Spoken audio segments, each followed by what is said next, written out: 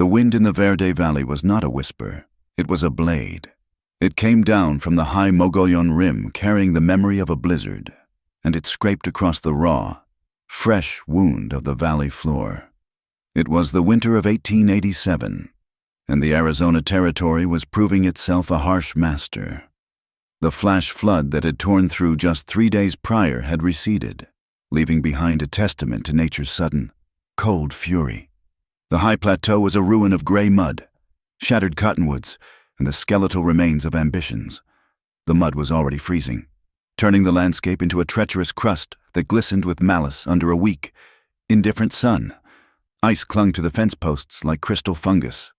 Gideon Hart felt the cold as a simple fact, another variable to be calculated. At 41, he had trained himself to evaluate, not to feel. He sat tall in his saddle, his mount, a sturdy roan, shifting impatiently beneath him. The horse hated the smell of the flood, the sharp tang of decay and wet earth. Gideon, however, was cataloging. He was a wealthy man, the owner of the sprawling Hart Ranch, but he wore his wealth like he wore his coat, a heavy, practical thing meant to keep the weather out, not to impress. His features were hard-cut, carved from the same unyielding material as the mesas that defined the horizon. He was a quiet man by nature, made quieter by his years in the Army Corps of Engineers. His eyes, shielded by the brim of his hat, were his most active feature. They were never still. They did not just see the land. They measured it.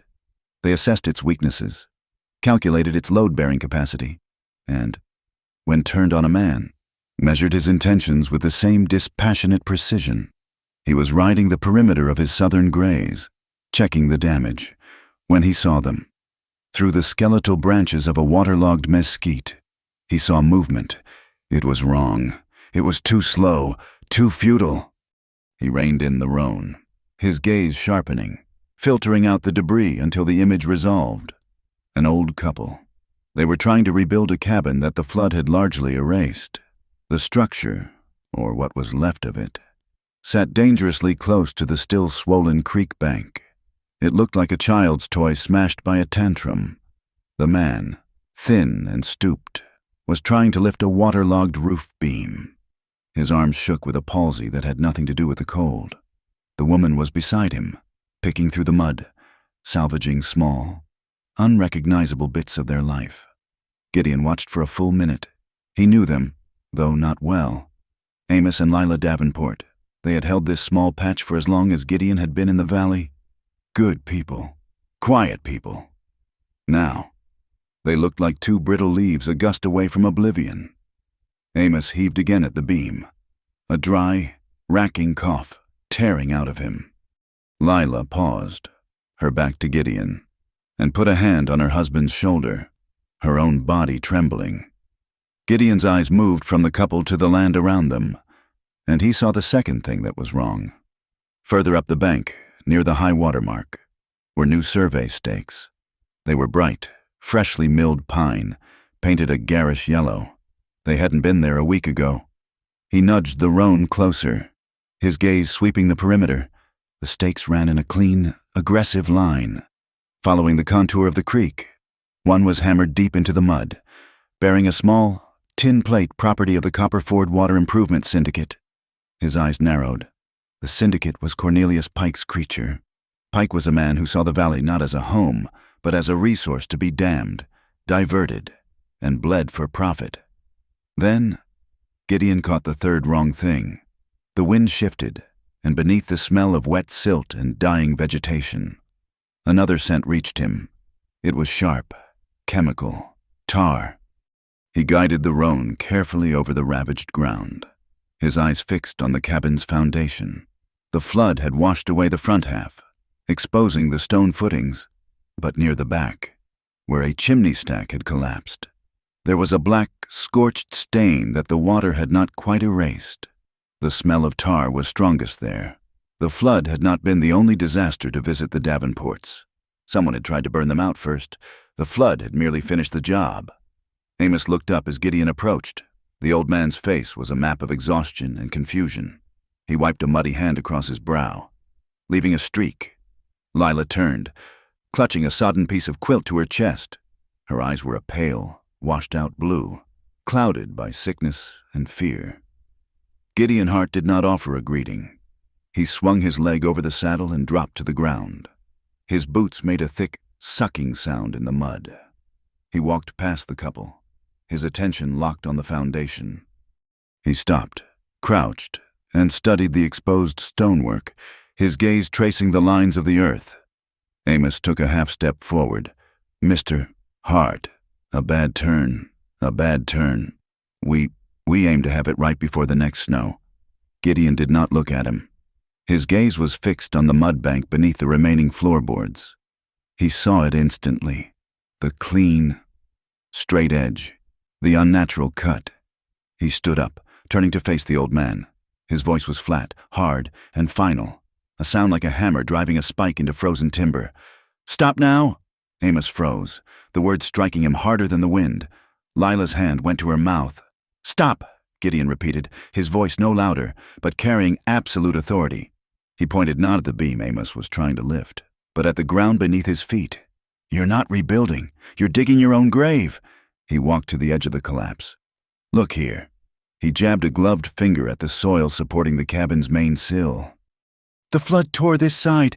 Yes, but that side," he motioned to the bank, "has been cut. Someone took a shovel to it. They've undermined the entire footing." He kicked a loose stone. It tumbled into the undercut hollow with a wet, heavy sound.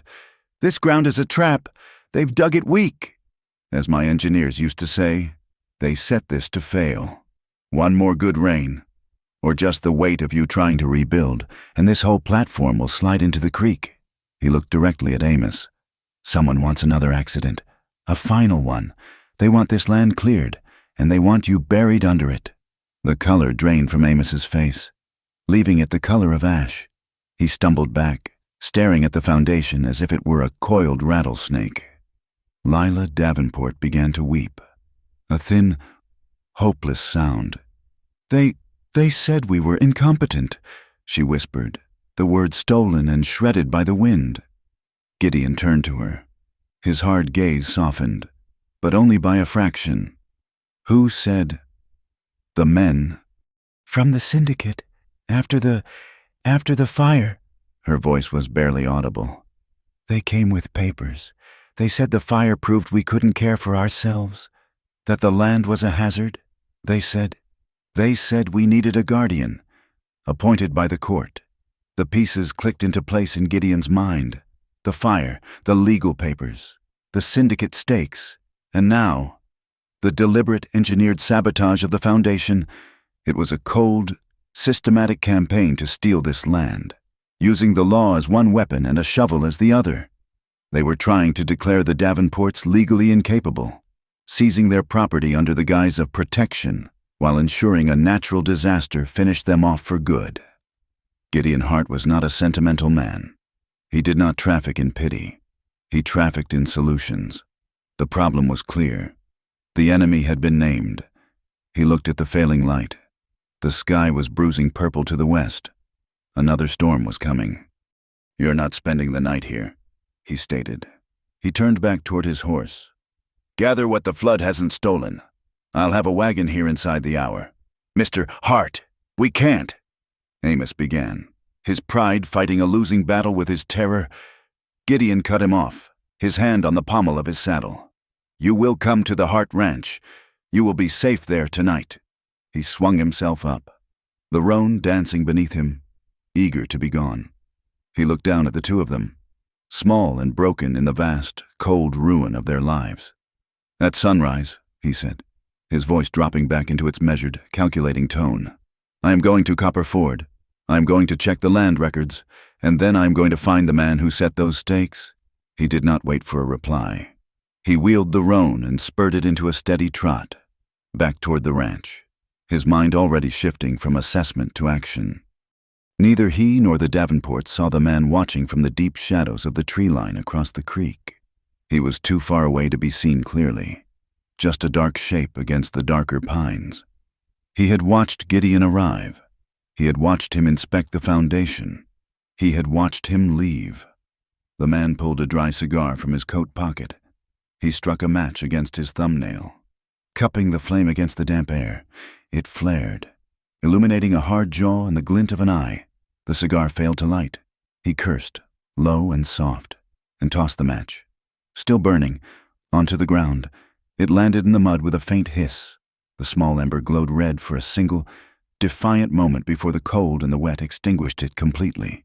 But the promise of a different kind of fire remained, hanging in the frozen air. Copper Ford was a town clutching at the future, its nails dug deep into the mud of the present. Unlike the raw, open valley, the town was a grid of intent. Its buildings were a mix of water-stained clapboard and ambitious new brick, a testament to a place desperate to prove it was permanent. At the center of this ambition, physically and financially, was the Copper Ford Bank and Trust. It was Cornelius Pike's domain. The glass of its facade was so new, so clear, that it seemed to reject the muddy street it reflected. It shone with a hard, cold brilliance, a promise of capital to those who aligned with it, and a mirror of indifference to those who did not. Across the street, the Last Chance Saloon was its grubbier partner. Inside, the air was thick with the smell of stale beer, wet wool, and the new ink of progress. Nailed to the wall behind the bar, replacing the usual painting of a reclining nude, was a massive, professionally drafted map. It was titled the Verde Valley Water Improvement Project. It showed a great blue artery, the proposed dam, and a web of smaller irrigation canals spreading across the plateau. The map was already treated as prophecy. Men drank to it, gambled under it, and pointed to the plots of land it would soon make valuable. Sheriff Randall Crowe was part of this new prophecy. He stood on the boardwalk outside his office, a man carved from indecision. He affected an air of weary neutrality, his thumbs hooked into a belt that carried the weight of a heavy Navy revolver. But his neutrality was a lie.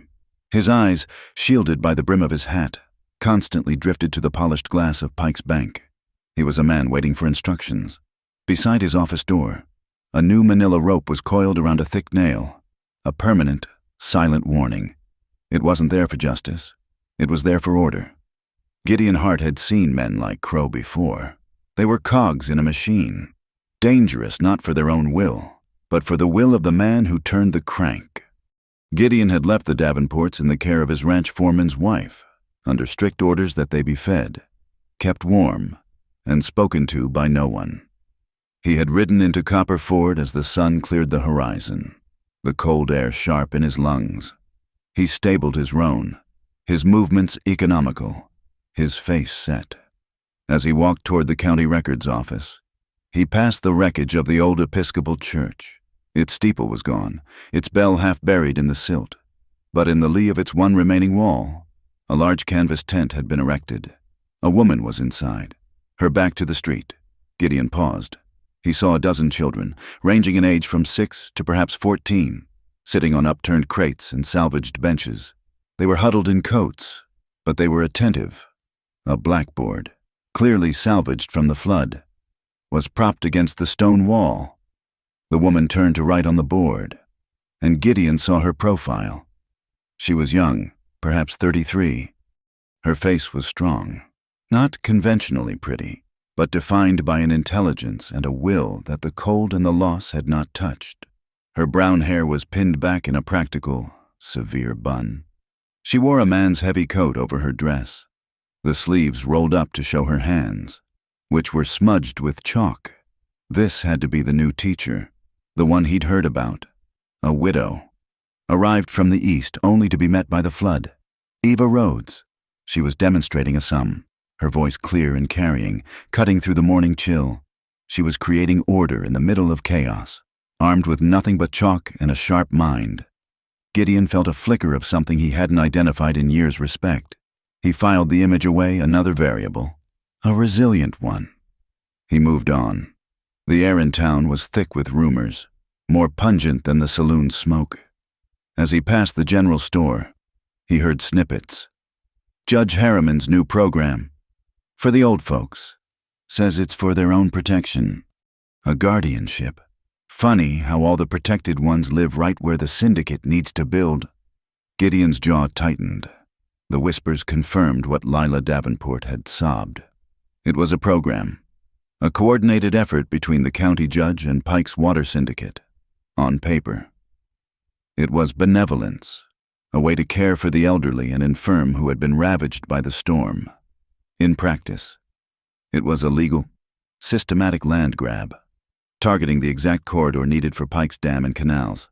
He saw the notice posted outside the assay office, signed by Cornelius Pike himself, a $50 reward for any citizen who reports a property deemed hazardous to the community. It was a bounty. Pike was not just buying land. He was buying eyes. He was paying neighbors to turn on neighbors, turning fear into a currency. The county records office was a small, cold room in the back of the courthouse, smelling of dry paper, dust, and mice. The clerk, a small man named Withers, looked up nervously as Gideon entered. Gideon Hart's silence had more weight than most men's threats. Mr. Hart, a cold one. Withers. Gideon did not remove his gloves. The Davenport plot, Section 9, by the creek. Withers licked his lips. Yes, terrible thing. That flood. Terrible. He fumbled through a stack of ledgers, his hands shaking slightly. He finally pulled one free and opened it on the counter. He ran a bony finger down the page, then stopped. He visibly flinched. Gideon stepped closer. What is it? Well, it's right here, Mr. Hart. Withers pointed. Gideon looked. The entry for the Davenport property was clean, but in the margin, a fresh stamp, the ink still a violent purple, had been applied. Temporary guardianship. Beneath it, a scrawl petition filed by C.F. Water Improvement Syndicate, pending judicial review. Harriman, J. It was done. The legal claw was already in place. The undermined foundation. The fire those were just to hurry the process along, to make the legal seizure look like a mercy. Gideon's eyes were chips of ice. He spent another 10 minutes checking the adjoining plots, the syndicate's recent purchases. The pattern was clear. They were buying, or seizing, everything along the waterway. He traced the lines in his mind, his engineer's brain seeing the map from the saloon. The Davenport's cabin sat precisely where an intake valve for a secondary canal would have to be. He nodded once to the terrified clerk and turned, his long duster sweeping the floor as he left. He stepped out onto the boardwalk, his mind calculating his next move, and found Sheriff Crow waiting for him. Crow was not alone. He had 2 deputies, men with the dull, hired look of saloon sweepings given badges. Hart, Crow said, trying for casual authority and failing. Gideon just looked at him. Crow cleared his throat and unrolled a piece of paper. Got a warrant here to search your property, specifically your stables. Gideon's expression did not change, but a dangerous stillness settled over him. For what information received? Crow said, puffing up slightly. Reliable information. Says you're harboring contraband, stolen tack, maybe some untaxed spirits. It was a pathetic, transparent lie. It was a message. We know you have the Davenports. We can reach you. We can disrupt your life. Get out of our way. This was the check, the warning shot. Gideon looked past Crow, at the deputies. They were nervous, avoiding his gaze. He looked at the coiled rope hanging by the office door. Then he looked back at Crow. And if I say no, then I'll be forced to add obstructing a peace officer to the charge, Crow said, his hand moving to rest on the butt of his revolver. We can do this easy, or we can do this in front of the town. The street had gone quiet. People were watching from windows, from the doorways of shops. This was a test of power. I have no stolen goods on my ranch. Crow. And you know it. All the same, the warrant says I get to look. Now, are you going to step aside? Or Sheriff? May I see that warrant? The voice was new. It was clear, female, and utterly devoid of fear. Crow spun around. Gideon turned his head. Eva Rhodes had stepped away from her makeshift school. The children were watching, silent. From the tent opening, she had walked right up to the confrontation, her chalk-dusted hands clasped in front of her. "Ma'am, this is official business," Crow blustered. "Thrown off balance, then it should be able to stand the light," she replied. her voice level. She held out her hand. "The warrant, please." Reluctantly, Crow handed it to her. She read it, her eyes moving quickly. Gideon watched her, fascinated. She was not intimidated by the guns, the badges, or the veiled threats. She was dissecting the document. "Sheriff," she said, looking up, her gaze as sharp as a blade. "This warrant appears to have been issued by Judge Harriman himself, not a circuit magistrate.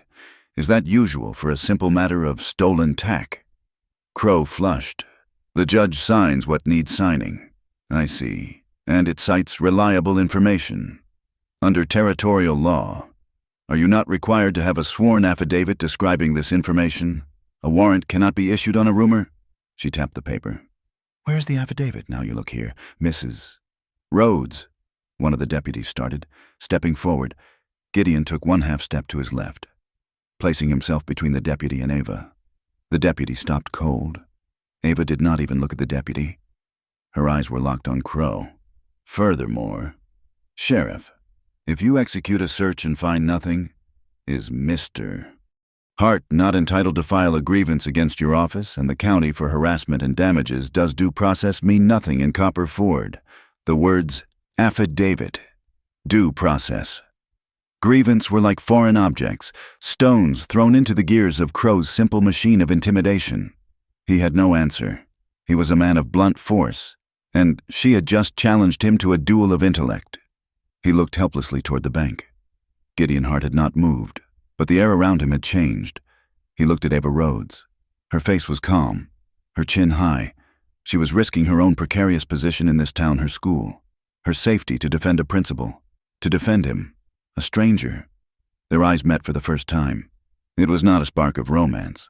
It was something deeper, more sudden. It was the crackle of two pieces of high-grade steel striking each other in the dark.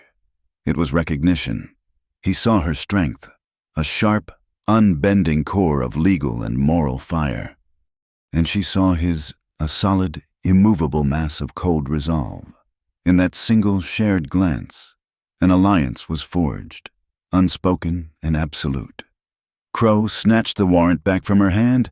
This is pending," he sputtered, trying to regain his dignity. "I'm verifying the information." He motioned to his deputies. "We're done here." He glared at Gideon. For now, they retreated, a messy, undignified rout, back to the sheriff's office. Ava Rhodes watched them go, her expression unreadable. Then she turned to Gideon. Her composure softened slightly, as if she was only now realizing what she had done. "Mr. Hart, I apologize if I overstepped." "You did not, Mrs. Rhodes," Gideon said. His voice was low. "You were precise." She nodded, accepting the compliment.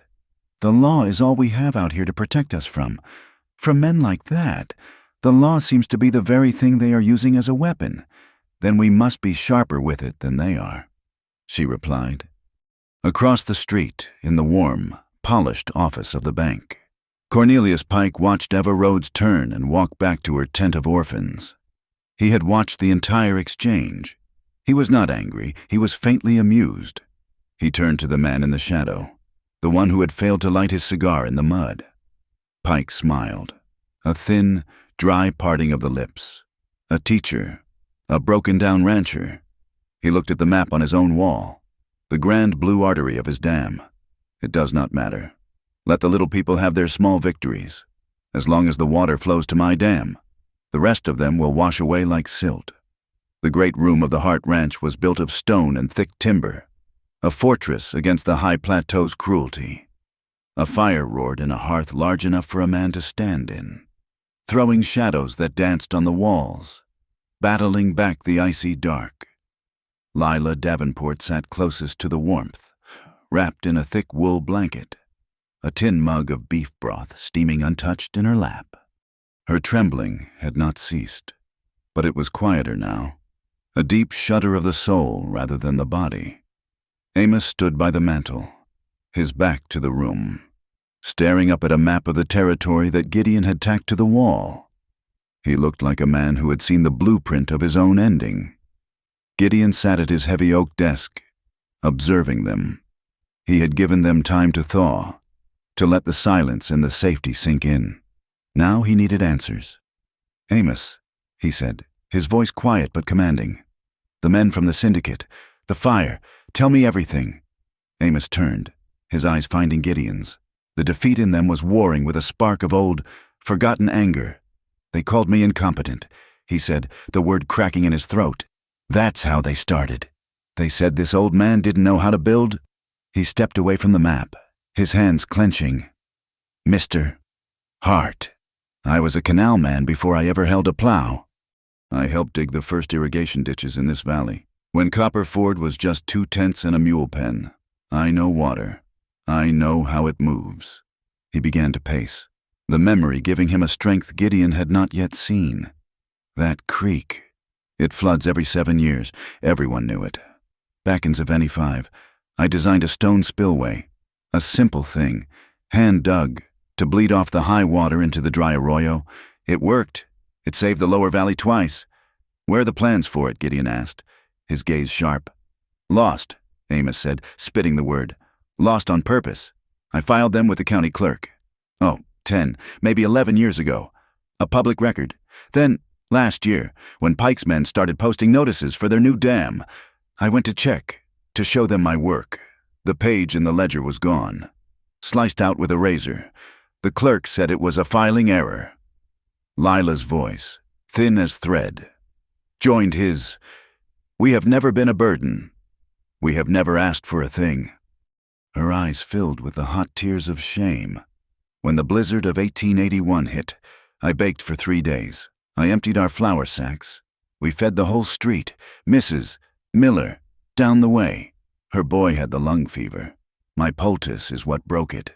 And now," Amos finished, his voice breaking, "they call us a liability, a danger to the community. They have declared us unfit to manage our own affairs." Gideon said nothing. He stared into the fire. The words incompetent, liability, negligence were not new to him. They were echoes from a different, colder darkness. He rose and walked past them to a small, locked cabinet in the corner. He opened it with a key from his watch chain. He did not retrieve a bottle. He pulled out a small, dark wooden box. He brought it back to his desk, the light of the fire playing over his unreadable features. He opened it. Inside, there was only one thing. A newspaper clipping, folded and unfolded so many times the creases were white and threatening to tear. It was from an Eastern paper, dated 12 years prior. Gideon Hart's wife, Nora, killed in bridge collapse. He did not need to read the words. He knew them by heart. He saw the splintering timber, the green wood that had been used instead of seasoned oak. He heard the metallic shriek of failing iron bolts. He remembered the sound of the carriage hitting the water. He remembered the contractor, a man named Schofield, who had cut every corner, bribed 2 inspectors, and built a bridge out of greed and sawdust. And he remembered the man who had funded Schofield, the silent partner whose lawyers had ensured he was cleared of all responsibility. Cornelius Pike. Pike had built his empire on foundations of rot. He had buried Gideon's life in the cold water of an Illinois river. And now, 12 years later, he was here, in Arizona, using the same methods, a fire to weaken a structure, a foundation deliberately dug weak to kill. It was the same signature, the same cold, efficient disregard for human life in the pursuit of a contract. The old wound, the one Gideon had buried under acres of land and thousands of cattle, split open. The grief he had frozen solid began to thaw, and it was not sorrow that emerged. It was a cold, pure rage, patient and clarifying. This was not about the Davenport's land anymore. It was a reckoning. A sharp knock on the main door broke the silence. It was late, past 10. Gideon moved instantly, the clipping disappearing back into the box back into the cabinet, the key back in his pocket. He drew the heavy Colt from the holster on his hip and moved to the door in 2 strides. Standing to the side of the frame, "Who is it, Mr. Hart? It is Eva Rhodes. I must speak with you." He paused, surprised. He slid the bolt and opened the door. She stood on the porch, framed by the black, windy night. She was holding a lit lantern in one hand and a battered biscuit tin in the other. Her face was pale with cold, her bonnet knocked askew by the wind. Mrs. Rhodes. It is a dangerous ride from town. The danger in town seems greater tonight, she said, her voice steady. I heard Sheriff Crow rode out of town with his deputies, heading for the South Grays. I was afraid they were coming for the Davenports. I came to warn you. They are not here. They are riding to a cold, empty foundation, Gideon said, stepping aside. Come in. You are freezing. She stepped past him, into the warmth. Her eyes took in the room, the stone, the map, the old couple rising unsteadily from their chairs. She exhaled, a visible cloud of relief. Mrs. Davenport, Mr. Davenport, you are safe. Thank you, ma'am, Lila whispered. Eva turned to Gideon. Her gaze was as direct as his. Her eyes flicked for a moment to the cabinet he had just locked, and he knew she had seen his face in the seconds before he composed it. She knew this was more than charity. I brought something, she said, holding up the biscuit tin. After the flood, so many of my pupils are orphans now. They lost everything. I asked them to write down, or draw, a picture of people in this valley who had shown them kindness, to remind them that the world was not all cold water. She walked to the table and placed the tin in front of Lila. I did not know why, but your names were on almost half of the scraps of paper in this box. Lila's trembling hands lifted the lid. Inside, on scraps of ledger paper, coarse wrapping, and the backs of old labels, was the testimony of the town's forgotten children. A crude drawing of a red bird, Mr. M's made me this, was written in a child's scrawl. A piece of blue yarn, Mrs.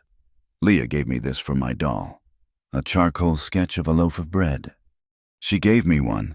She didn't ask why. Lila sank back into her chair, her hand covering her mouth as a sob. This one of gratitude escaped her. Amos put his hand on his wife's shoulder, his own eyes wet. These were the public records that had not been lost. Gideon watched the scene, his jaw set. He looked from the tin box, the evidence of a lifetime of small, essential kindnesses, to Eva Rhodes, who had been brave enough to bring it. He stepped to the fireplace, his back to the others for a moment. He was collecting himself, making the final calculation. He turned back. He looked at Amos, at Lila, and finally at Eva. They will not win, he said. The words were a promise, spoken into the warm, safe air of the room. I will not let anyone take land from good people.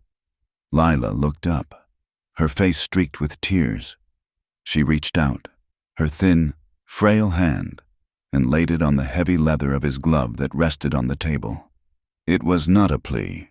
It was an anointing, a transfer of faith. Gideon turned his hand and covered hers, his own grip gentle, but as strong as iron. Trust was given, and it was accepted. His mind was already moving. Amos, he said, his voice clipped. All engineer again.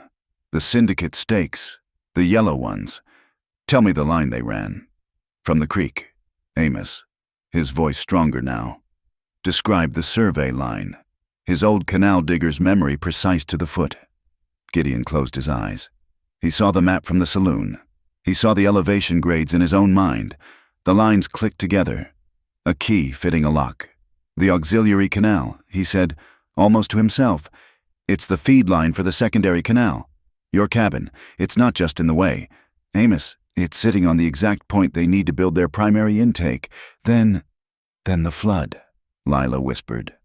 The fire was to get you out, Gideon said, his voice cold. The flood gave them the legal cover. The undermined foundation was to make sure you never filed a challenge. They need you gone. And they need it to look like an act of God. A final... Heavy knock rattled the door. Gideon's hand was on his coat before the echo died. Eva stiffened. Who is it? Gideon barked. Jonah Mesa. I need to see Mr. Hart. I was at the Davenport place. I saw the cut. Gideon threw Eva a sharp look, then moved to the door and opened it. The man on the porch was young, perhaps 29, his features shaped by the land itself.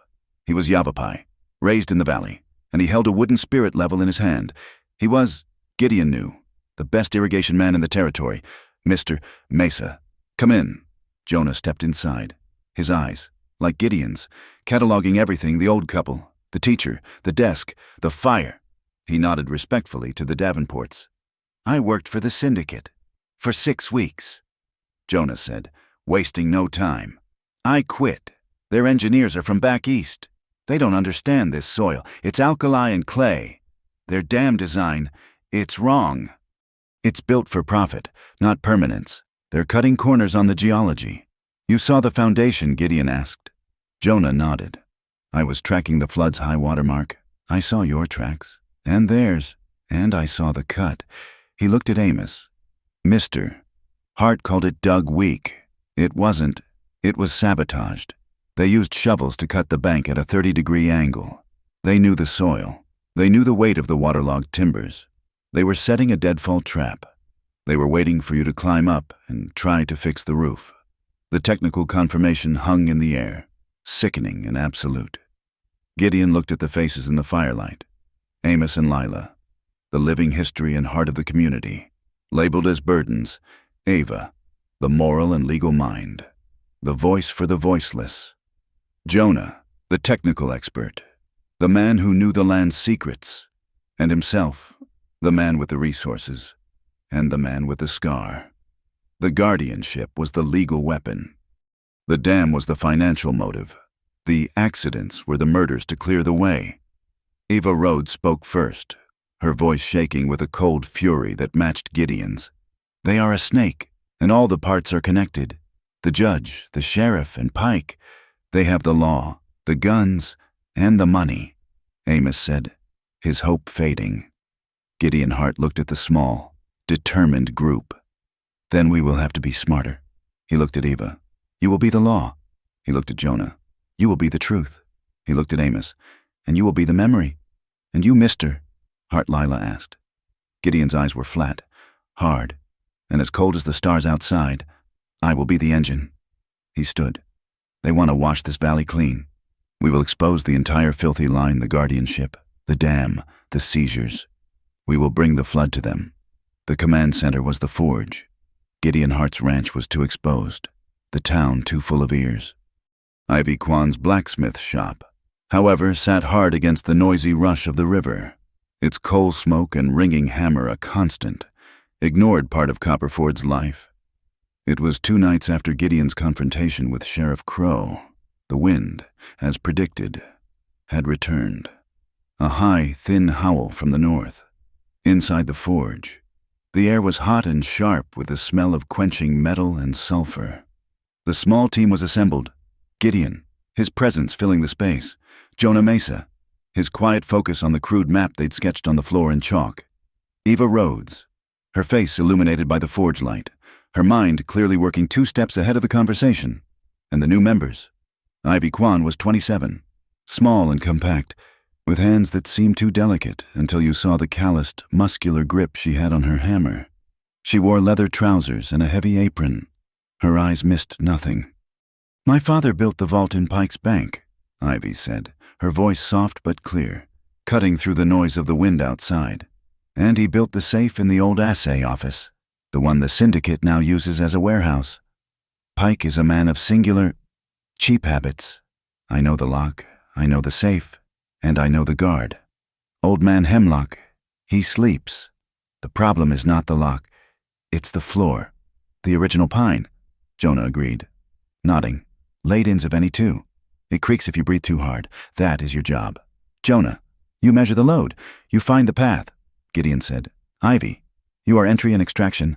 And me." The voice was nervous but eager. Teague Moran, 16 years old and mostly elbows, stepped out of the shadow by the bellows.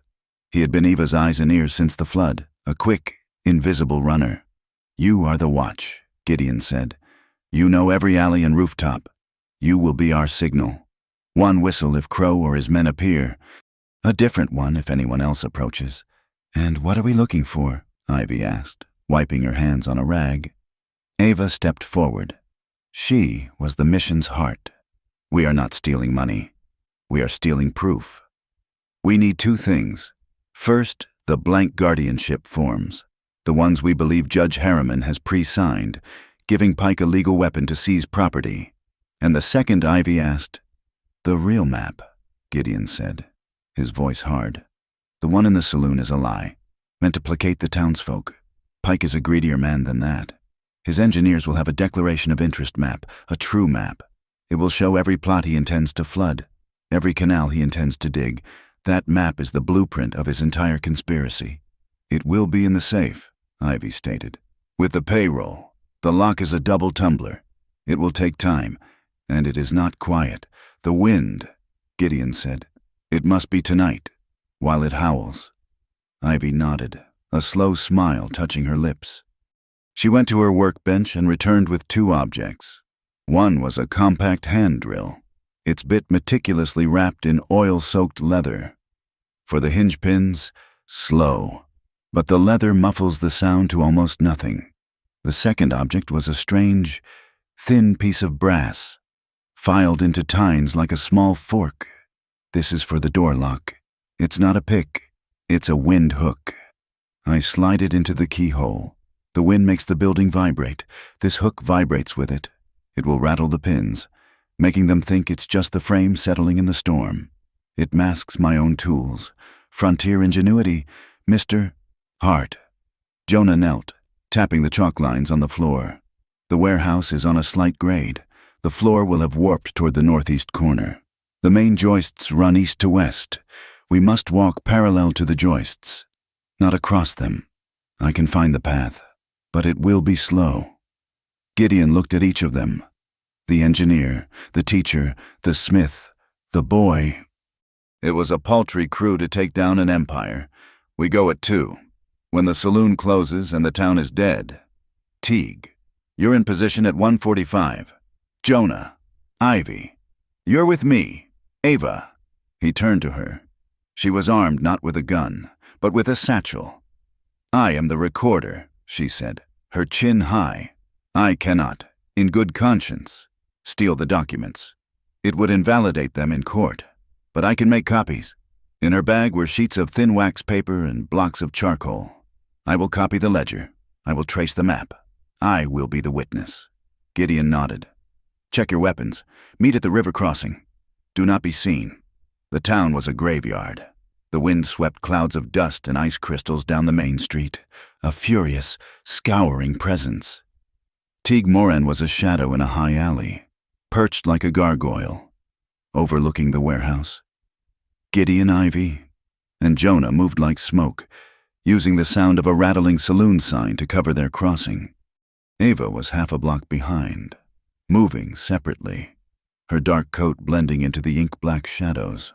They converged at the warehouse's heavy back door. Ivy went to work. She slid the windhook into the lock. She closed her eyes, her head resting against the wood, listening. The wind hit a high-pitched shriek. She inserted a second, thinner tool. She worked for a full minute, her body tense. There was a faint clack, lost in a gust that threw grit against the wall. She pulled the tools free and turned the knob. The door opened with a soft sigh. Inside, the air was still, cold, and smelled of dry paper, ink, and the faint, sweet scent of rodent poison. At the far end of the long room, they could see Old Man Hemlock, the guard, tipped back in his chair by a cold stove, his mouth open, a deep, rhythmic snore vibrating in his chest. Jonah held up a hand. He unrolled his spirit level. He was not using it to find level. He was using it to find wrong. He placed it on the floor, watched the bubble, and then pointed. There. The floor sags by the south wall. The main joist is solid. Right here. Follow my steps. Exactly. He led the way. A slow, agonizingly careful walk, testing each board before committing his weight. Ivy was behind him. Then Gideon, Eva, her heart hammering against her ribs, was last. It took them 3 minutes to cross the 30 feet of open floor. They reached the inner office. The safe was against the back wall, a black iron cube of defiance. Ivy gave Jonah a look. He knelt by the door, watching the sleeping guard. Gideon stood as lookout, his hand on his holstered Colt. Ivy began. She did not attack the lock. She went for the hinges, using her silent, leather-wrapped drill. It was grueling work. The only sound was a faint, muffled scrape, like a mouse chewing. While she worked, Ava lit a small, shielded candle. She and Gideon searched the flat file cabinets, syndicate, contracts, payroll. Ava whispered, her fingers flying. "Gideon, here." She pulled out a heavy ledger. "Guardianship petitions, filed, Harriman, J." She opened it. Her breath caught. Gideon looked over her shoulder. The first page was Amos and Lila Davenport. The next was Elias Thorne, an old prospector. The next, Martha Gibbs, a widow with 200 acres of river-bottom land. Page after page. 23 names, Ava whispered, her voice sick with horror. "It's not just the Davenports. It's the entire valley." Her finger traced a column on the right. It was headed Schedule of Removal for Public Safety. It was a timeline, a list of dates for when these properties, and the people in them, would be secured. It was a demolition schedule. "He's not just taking their land," Gideon said, his voice a low growl of absolute fury. "He's sweeping them off the board." At that moment, Ivy grunted. The safe door, its hinges drilled, shifted. She used a small pry bar, and the heavy door groaned open. Jonah left his post and joined them. He reached inside, past the payroll boxes, and pulled out a long, rolled canvas tube. He unrolled it on the desk. It was the map. It was beautiful, hand-drafted, and terrifying. The saloon map showed one dam. This one showed the dam, 2 primary canals, and a third, smaller, unlabeled line. This third line snaked away from the main project, heading miles south. Jonah's finger stabbed the map. There, Pike's new silver claim, the one that was supposedly dry. He's diverting almost 20% of the territory's water to his own private mine before it ever reaches the valley. "This is it," Ava said. She spread her wax paper over the ledger, her hands shaking so much she could barely work. "Hold this," she commanded Gideon. He pinned the paper. She began to rub the charcoal, transferring the list of names, the schedule of doom. Her hands were frantic, smudged black with the effort. She finished the ledger and moved to the map, tracing the illegal canal line. Her hand slipped, tearing the thin paper. A choked sob of frustration escaped her. "I cannot, Gideon put his hand on hers. She froze. His hand was rough, calloused, immensely strong. It completely covered her own small, charcoal-stained one. It was not a gesture of comfort. It was an anchor. It stopped her shaking instantly. She looked up at him. His face was inches from hers in the candlelight, his eyes intense, the planes of his face carved from shadow. He was not looking at the map. He was looking at her. He saw the smudge of charcoal on her cheek, the fierce, terrified light in her eyes. She saw the old, cold pain in his, now mixed with a new, burning heat. He held her gaze for a beat. 2 beats. A lifetime. The air crackled. He became aware that he was still holding her hand, that he was looking at her, not as a partner, but as a man. He regretted the lapse. It was dangerous. He pulled his hand away as if the charcoal had burned him. "Finish it," he said, his voice harsher than he intended. Tweet, tweet, tweet, tweet the sharp. Sudden whistle from outside. Teague. Not the crow signal. The other signal. Company. Gideon snapped. From the front of the warehouse, a lantern flared to life. Old man Hemlock, suddenly awake, cocked a shotgun. "Who's there? I hear you. Show yourselves."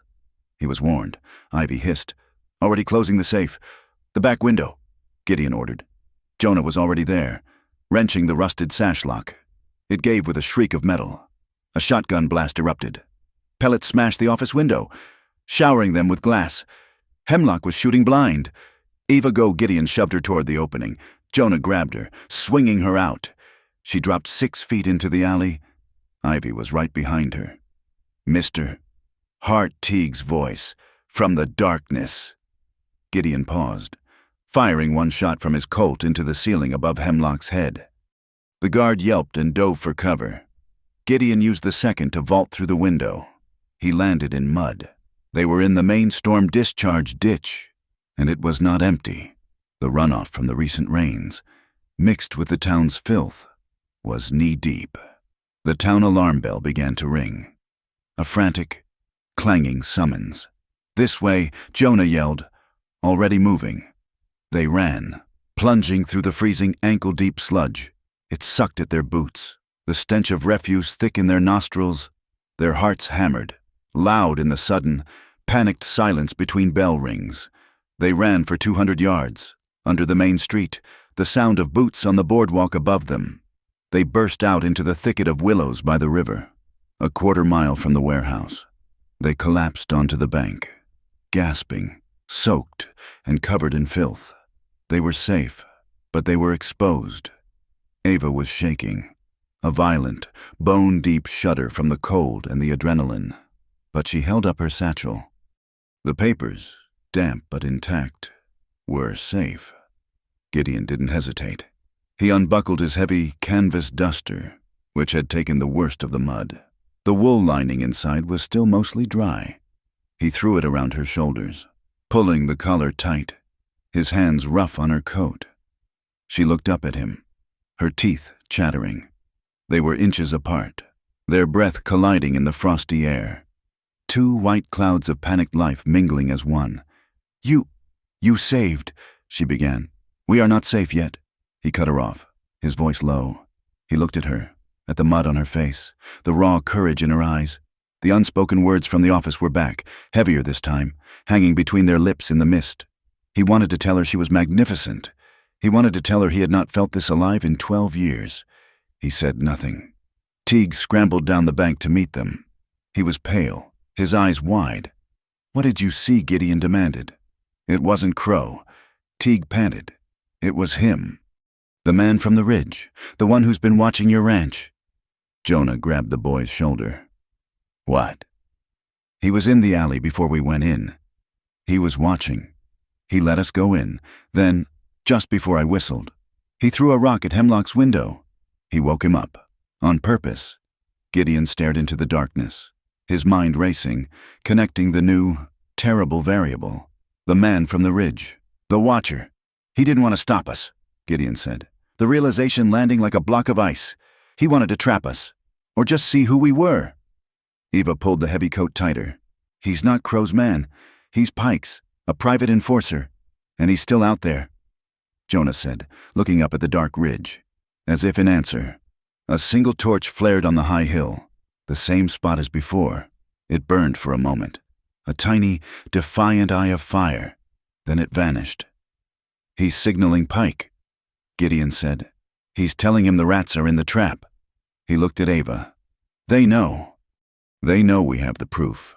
They did not stop at the riverbank. To stay there was death." Gideon knew his land better than any man alive. And he knew the one place Pike's men would never think to look, not the main ranch house, which would be the first place Crow visited. Not the forge. He grabbed Ava's arm. "We run! Do not stop!" They plunged back into the willows, following the game trails. Teague and Jonah splitting off into the darkness, phantoms returning to their own shadows. Gideon and Ava were left alone. He pushed her, half-dragged her, through the freezing mud and scrub. He was a machine built for this terrain. She was a woman of chalk and books, running on pure, terrified will, after what felt like an eternity, her breath tearing at her lungs. They crested a small rise. Tucked into a hollow of gray boulders and ancient junipers was a low, stone building, a line shack, a place for his men to take shelter during blizzards when rounding up strays. It was miles from the main house. It was invisible. Only when he had his hand on the heavy wooden door did he let her stop. The adrenaline fled her body all at once. It left a vacuum that the cold, the terror, and the exhaustion rushed in to fill. She fell against the stone wall, her legs giving way, the satchel of papers still clutched in her hand. A violent, racking shiver overtook her. It was so powerful it shook her entire frame, a spasm she had no control over. "We are safe here," Gideon said. His voice was rough from the run. He fumbled with the iron key, shoved the door open into the blackness, and half lifted her inside. He left her by the door and moved with blind certainty, finding the lantern on the table, striking a match. The small, yellow light filled the one-room space. It was sparse, but clean. A potbelly stove, a dry sink, 2 chairs, and a bunk. "You are soaked," he said. It was a flat statement of fact. "So are you," she chattered, her teeth knocking together. She was covered in the gray, stinking mud from the ditch. He found a second lantern and lit it. He went to a large wooden chest, opened it, and pulled out 2 heavy, clean wool horse blankets. They smelled of cedar and leather. He tossed one to her, which she fumbled to catch. He took the other and began rubbing the mud and water from his hair, his face. She tried to do the same, but her hands were shaking too badly. She dropped the heavy blanket. She bent to pick it up and swayed. Dizzy, in 2 strides, he was in front of her. He took the blanket from her numb fingers, opened it to its full width, and wrapped it around her, high and tight. It was not enough. The cold was inside her, in her bones. He could see the blue tinge on her lips in the lantern light. He was an engineer. He knew thermodynamics. She was losing heat faster than she could make it. There was only one solution. He stepped closer, into the circle of her blanket, and pulled the heavy wool around his own back, encasing them both in a shared, tight cocoon. The effect was instantaneous. She stopped being a separate, shivering entity and became part of his solid, immovable mass. She was pressed against him, from her knees to her shoulders. He was a furnace. The sheer, solid warmth of him was shocking. They stood in the dead center of the room, wrapped in a single blanket, the only sound the high shriek of the wind outside the stone walls. Ava was rigid, her body locked in a rictus of cold and fear. Gideon was just as still, his body a fortress, but he was at war with himself. He allowed himself to put his hands on her, but only on her shoulders, his grip firm, holding the blanket in place. His hands were large, scarred from rope and steel, and he could feel the fragile bones of her shoulders even through her wet coat and the thick wool. He was intensely aware of how small she was, and how strong. He kept his hands there, fixed, refusing to let them slide down her arms, refusing to pull her impossibly, irretrievably closer. It was an act of profound respect, and it cost him every shred of the control he had spent 12 years building. He felt her tremors begin to subside, replaced by a finer, different kind of shaking. She had her head bowed, her face buried in the wool against his chest. She was fighting for control. He felt her take a deep, shuddering breath, then another. The panic was receding, chased away by the heat, by the solid, unyielding reality of him. Slowly, as if the connection was too much to bear, she tilted her head. She turned her face, pressing her forehead against the rough curve of his jaw. The contact was electric. Gideon's breath hitched. He closed his eyes. She was no longer just a woman he was protecting. She was Eva. Her skin was cold, damp, but the breath that escaped her was warm against his cheek. It was coming in short, sharp gasps, which he felt more than heard. Then, as she leaned her weight into him, trusting him to hold her, her breathing began to deepen, to slow, until it fell into the same steady, powerful rhythm of his own. A small, broken sound escaped her throat, a word shattered into a whisper. Gideon. It was not her thanks. It was her surrender. His control broke. It did not snap. It dissolved. The ice that had encased his heart for 12 years cracked, melted, and was washed away in a flood of feeling so potent it left him hollow. He did not move his hands from her shoulders. He did not pull her closer. He would not take. He would ask. Ava, he whispered, his voice a low rasp he barely recognized. She did not answer with words.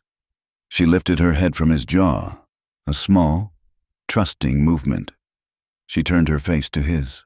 Her eyes, wide and dark in the lantern light, found his. They were no longer the eyes of the sharp, legal mind. They were the eyes of a woman who was tired, brave, and utterly open, and in them, he saw permission. He saw a mirror of the same. Sudden, terrifying need that was coursing through him. He gave her a second, a chance to turn away. She did not. She nodded, a tiny, almost imperceptible tilt of her chin. But it was an answer. He lowered his head. The kiss was not the desperate, frantic collision he had feared. It was slow. It was firm. It was as sure and as solid as the foundation of his house. It was a kiss of absolute certainty. He tasted the cold night air, the faint, metallic tang of fear, and the charcoal on her lips. Underneath, there was only the warm, clean taste of her. It was an act of discovery. His lips were chapped, his beard rough, but she met his pressure, her own lips parting slightly. He felt the wall of her chest pressed hard against his, and her heart was a trapped bird, beating a frantic rhythm that matched his own.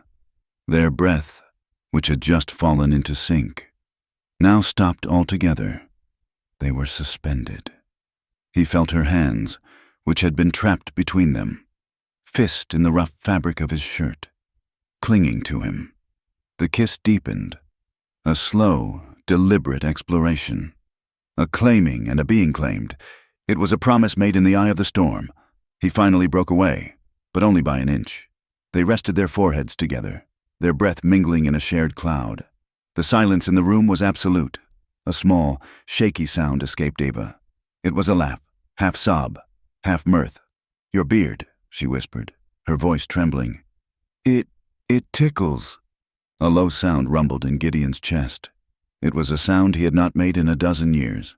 He was laughing. It was a rusty, unused noise, but it was real. "It is a beard," he said, his voice thick with an emotion he could not name. The small, human moment broke the last of the tension. The bowstring had been fired. His hands finally moved from her shoulders. One hand slid down her arm, over the wet wool, until it found her hand. Her fingers were freezing, still stained black with charcoal. He enfolded her hand in his. His was massive, warm, and rough. Hers was small, fine-boned, but strong. He laced their fingers together with his thumb. He began to slowly stroke the back of her hand, a steady, hypnotic caress over her knuckles. The small, repetitive gesture was more intimate than the kiss. It was a promise of safety. It was a pledge. "We need to get you warm," he murmured. "We need to start the fire." He nodded. He did not release her hand. He loosened the blanket, unwrapping it from himself, but kept it high around her shoulders. He led her, their hands still joined, to one of the wooden chairs. He sat her down, then turned to the pot-belly stove. He knelt, his movements economical, striking a match, feeding the kindling, adding the larger pieces of dry juniper. The wood caught with a sharp crackle. The stovepipe began to tick, tick, tick as the metal heated. He closed the small iron door and bolted it. The sound echoed the heavy, final sound of the cabin door he had bolted when they first entered. The world was shut out. He turned. Ava was watching him. She was huddled in the chair, wrapped in the blanket, her wet hair falling from its pins, her face smudged with mud and charcoal. He had never seen anything more beautiful. He took the second chair and dragged it, not close, but not far. He sat, his knees almost touching hers. The stove began to throw off a pulse of radiant heat. The room, which had been a frozen box, filled with warmth and the scent of burning juniper. They sat in the companionable silence. Just the crackle of the fire and the muffled howl of the wind. Now a distant, powerless thing. He looked at her, and she at him. There was nothing left to hide. "Tomorrow will be a war," he said, his voice low. "Pike and Crow. They will know we have the copies. They will tear the town apart looking for us." "I know," Ava said, her voice quiet. "Steady now. But we have them. Gideon, we have the list. We have the map. We have the proof. We will use it," he said. "We will fight them. And when this is done—" He trailed off, the words too large, too new. She watched his face in the firelight. She saw the question. She saw the man who had been buried for 12 years, who was just now learning to breathe again. She finished the sentence for him. "When this is done," she said, her voice soft but firm, "we will talk about us." He looked down at their joined hands, still clasped on his knee. He gave her hand a single, hard squeeze. It was a vow, stronger than any words spoken in a church. The morning light was gray and unforgiving. They had slept in shifts in the chairs, a deep, exhausted sleep. The ride back to the main ranch was silent, the world brittle and dangerous. When they rounded the corner of the main barn, Jonah and Ivy were there, waiting. Their faces were granite. Amos and Lila came out onto the porch, their old faces etched with fear. The spell was broken. Instantly, Gideon released Ava's hand. He stepped away from her, and the distance between them was suddenly 3 feet, and then it was a mile. He was the rancher, the commander. His voice was clipped, cold, all business. "Jonah, report. Crow has the whole town locked down." Jonah said, "He is searching every wagon.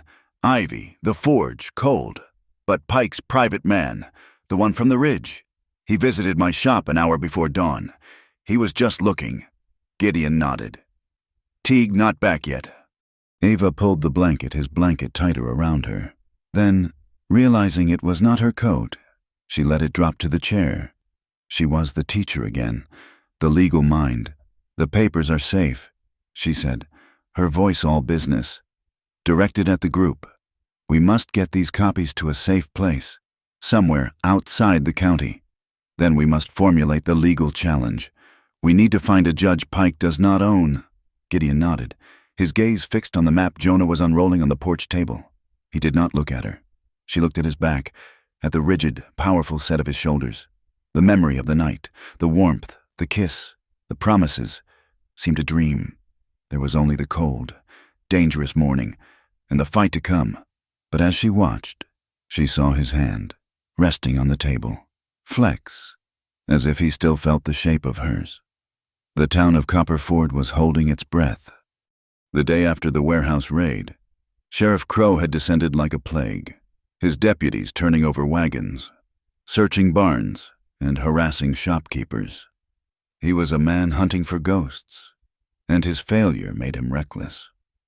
At the Hart Ranch, the copied papers, the list of 23 names, and the true map of Pike's greed were dried by the fire, their edges stiff with frozen mud. They were dynamite. But dynamite was useless if you were standing in the blast. "He will not stop," Ava said, her voice low. She was pacing the great room, her hands clasped so tightly her knuckles were white. "He's looking for these. He knows we have them. Then we must move them," Gideon replied. He was at his desk, carefully folding the precious, brittle papers. "And we must get them to someone Pike does not own. Judge Harriman is Pike's shadow," Jonah said, cleaning the mud from his spirit level. "He'll just burn them." "Not Harriman," Gideon said. "Miriam Cole." The name silenced the room. Judge Miriam Cole was a legend in the territory, a circuit judge who rode a mule, carried her own shotgun, and feared neither God nor railroad barons. She was known for an ironclad interpretation of the law and an uncomplicated hatred of corruption. "She's in Prescott County, finishing the assizes," Eva said, her eyes lighting with a fierce, sudden hope. "She's not due here for another week." "We will not wait," Gideon said. He sealed the papers in an oilcloth packet. He walked to the door and gave a low whistle. Teague Moran materialized from the stables. "Mr. Hart, you know the high trail to Prescott, the one that cuts through the switchbacks." Teague nodded. "I can make it in 6 hours, faster than any posse on the main road. Take my best mare, not the roan. She's too recognizable. Take the sorrel. Give this packet to Judge Miriam Cole. Her hand, and her hand only. Tell her lives depend on it. Tell her Gideon Hart sent you." He pressed a $20 gold piece into the boy's hand. "Do not be seen. Do not be stopped. Ride." Teague was gone, a blur of motion melting into the juniper scrub. They did not have to wait long for the countermove. Less than an hour after Teague's departure, the thunder of a dozen horses approaching at a gallop shook the ranch house. Gideon and Eva stepped onto the porch. It was Sheriff Crow, but not the blustering, uncertain man from the street. He was flanked by his deputies and 6 more men, hard cases hired from the saloon, all wearing new, gleaming badges. Hart Crow yelled, reining in his horse. He didn't dismount.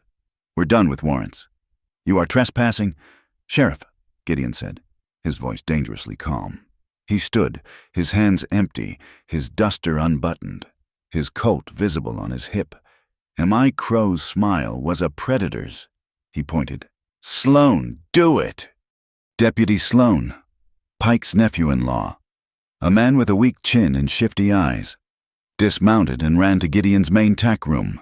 He ripped open the door and emerged a moment later, triumphantly holding a dusty clay jug. Just like the informant said, Sheriff Sloan announced, his voice cracking with false sincerity. Tack room's full of it. 10, maybe 12 jugs. Crow's smile widened. He pulled his revolver. Gideon Hart, I'm arresting you for the illegal manufacture and distribution of untaxed spirits. And I'm impounding this ranch, and everyone on it, as part of the criminal enterprise. It was a brilliant trap. It bypassed the need for a search. It gave him the power to seize the property and, with it, the Davenports. That's a lie, Eva said, stepping forward. There is no still on this ranch. The evidence says otherwise. Ma'am, Crow sneered. My men found it. Now, Hart, your hands. Sheriff, a new voice, quiet and precise, cut through the tension. Ivy Kwan stepped out of the forge, wiping her hands on a leather apron. She walked calmly into the center of the confrontation. That's a fine new lock on that tack room door, Ivy said, pointing. Crow's eyes narrowed. What about it? It's a Gurney patent, Ivy continued, her voice as conversational as if she were discussing the weather. A double wafer mechanism. Very expensive. Very new. Get to the point. Kwan, Crow growled, his confidence wavering. The point, Ivy said, is that the lock that has been on that door for the last 5 years was a simple pin tumbler. I know. I installed it, and I repaired the shackle on it just 2 months ago. When one of your horses kicked it, she held up a small, grease-stained ledger. Here is the work order. Hart Ranch, 1 pin tumbler, repaired. October 11th. She looked up, her gaze flat and sharp. Mr. Hart's lock was silvered brass. That one, she pointed again, is black iron. Someone broke the old lock and replaced it. Someone who also had a key to the new one. Someone who wanted to get in and plant those jugs. A low murmur rippled through the posse. The hired guns looked at each other. They had signed on for a legal arrest, not a transparent, failed frame-up. Gideon looked at Deputy Sloan. The man's face had gone the color of spoiled milk. He was the mole. He was the one who had been watching. He had followed Gideon, learned the ranch, and then used his access as a deputy to plant the evidence. Crow's face was a mask of purple rage. His trap had not only failed, it had exposed his own conspiracy. He was trapped. This is interference, he stammered. It is a fact, Ivy said, and I'm happy to testify to it. So is my ledger. Crow looked at Gideon, at the hard, cold certainty in his eyes. He looked at the faces of his own men, their sudden doubt. He holstered his weapon with a jerky, furious motion. This is not over. Hart, he spat. He wheeled his horse, his posse dissolving behind him in a cloud of confused, embarrassed dust. Inside the ranch house, the victory felt cold. Sloan, Gideon said. He was Pike's eyes. He must have been the one who warned Hemlock at the warehouse. And Pike's nephew. Eva said, her hand on the cold ledger. It's a family operation. Greed. Bound by blood. Pike was a desperate man. His legal frame-up had failed, and now, thanks to Teague's ride, a circuit judge was looking at his plans. He had to regain control of the narrative. He called for a public town meeting. The old church, its steeple still missing, was packed to the rafters. Farmers, merchants, saloon girls, and miners stood shoulder to shoulder. The air was thick and tense. Cornelius Pike stood at the salvaged pulpit, a picture of civic virtue. He was dressed not as a banker, but as a frontiersman, in a simple wool coat. Friends, neighbors, I know there are rumors. I know there is fear, he began, his voice booming with false sincerity. These are hard times. The flood has tested us, and in hard times, it is easy to point fingers. It is easy to fear progress. He gestured to the grand map from the saloon, now hung behind him. This is not a piece of paper. This is a future. This is water for your children. This is an end to drought. This dam, his voice dropped to a reverent hush, means crops. A wave of applause came from the farmers in the back, men whose fields were parched and whose mortgages were held by Pike's bank. The crowd was split. Of course, there are sacrifices, Pike continued, his gaze sweeping the room. Small, necessary adjustments, some properties, deemed unsafe, must be secured, for the good of the community, for the safety of the very people who live in them. Our guardianship program is an act of mercy. It is an act of theft, Ava Rhodes's voice, clear as a bell, cut through the church. She stood from a pew, her face pale but resolute. She walked to the center aisle. "Mr. Pike, you speak of mercy," she said, her voice ringing with an authority that had nothing to do with money. "Let us speak of the law." Pike's smile tightened. "Mrs. Rhodes, the school teacher. Please, do not trouble yourself with matters of engineering and finance. I will trouble myself with the territorial code," she shot back, and the crowd went silent. A law you and Judge Harriman seem to have forgotten. You cannot declare a man incompetent and seize his property simply because you want it. The law requires a full, independent medical examination. It requires a finding, by a doctor, that a citizen is a danger to himself. It requires due process. She turned to the townspeople. "I have spoken to Amos and Lila Davenport.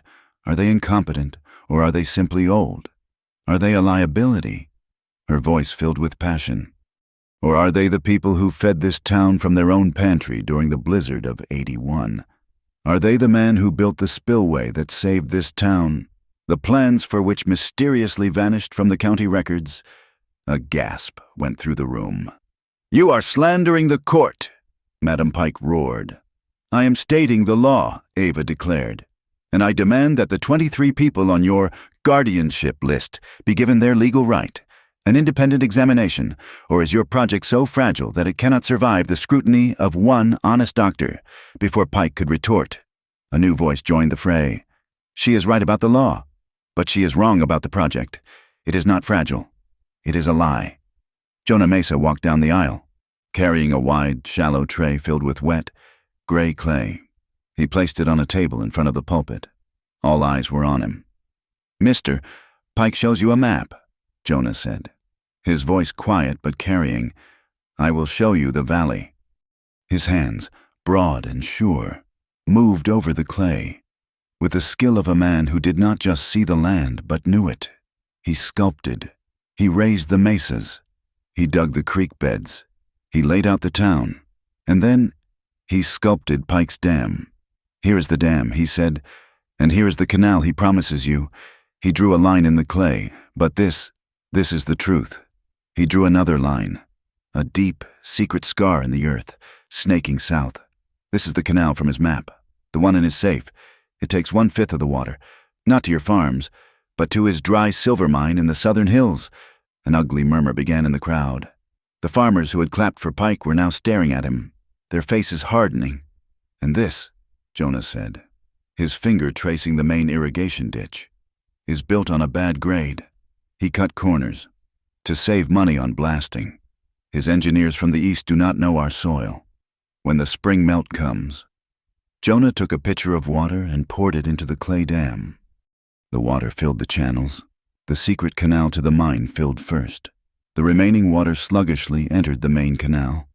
And then, just as he said, it hit the bad grate and spilled over, pooling in the low ground. He placed Eva's small, salvaged block of chalk, the one she used for her school, onto the clay model. The muddy water swirled around it, submerging it completely. "The dam will flood the school," he said, his voice flat. The church erupted. Men were shouting, shaking their fists. Pike's benevolence had evaporated, revealing the raw greed beneath. He was not a savior.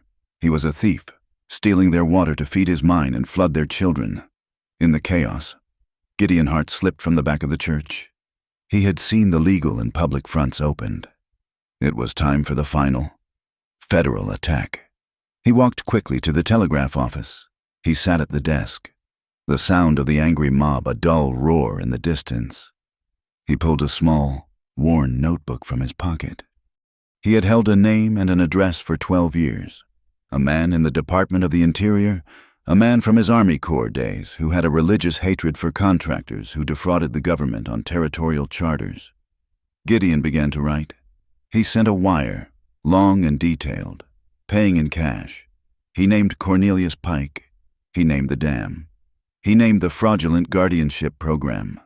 He named the secret canal and the silver mine. He cited the specific territorial charters being violated.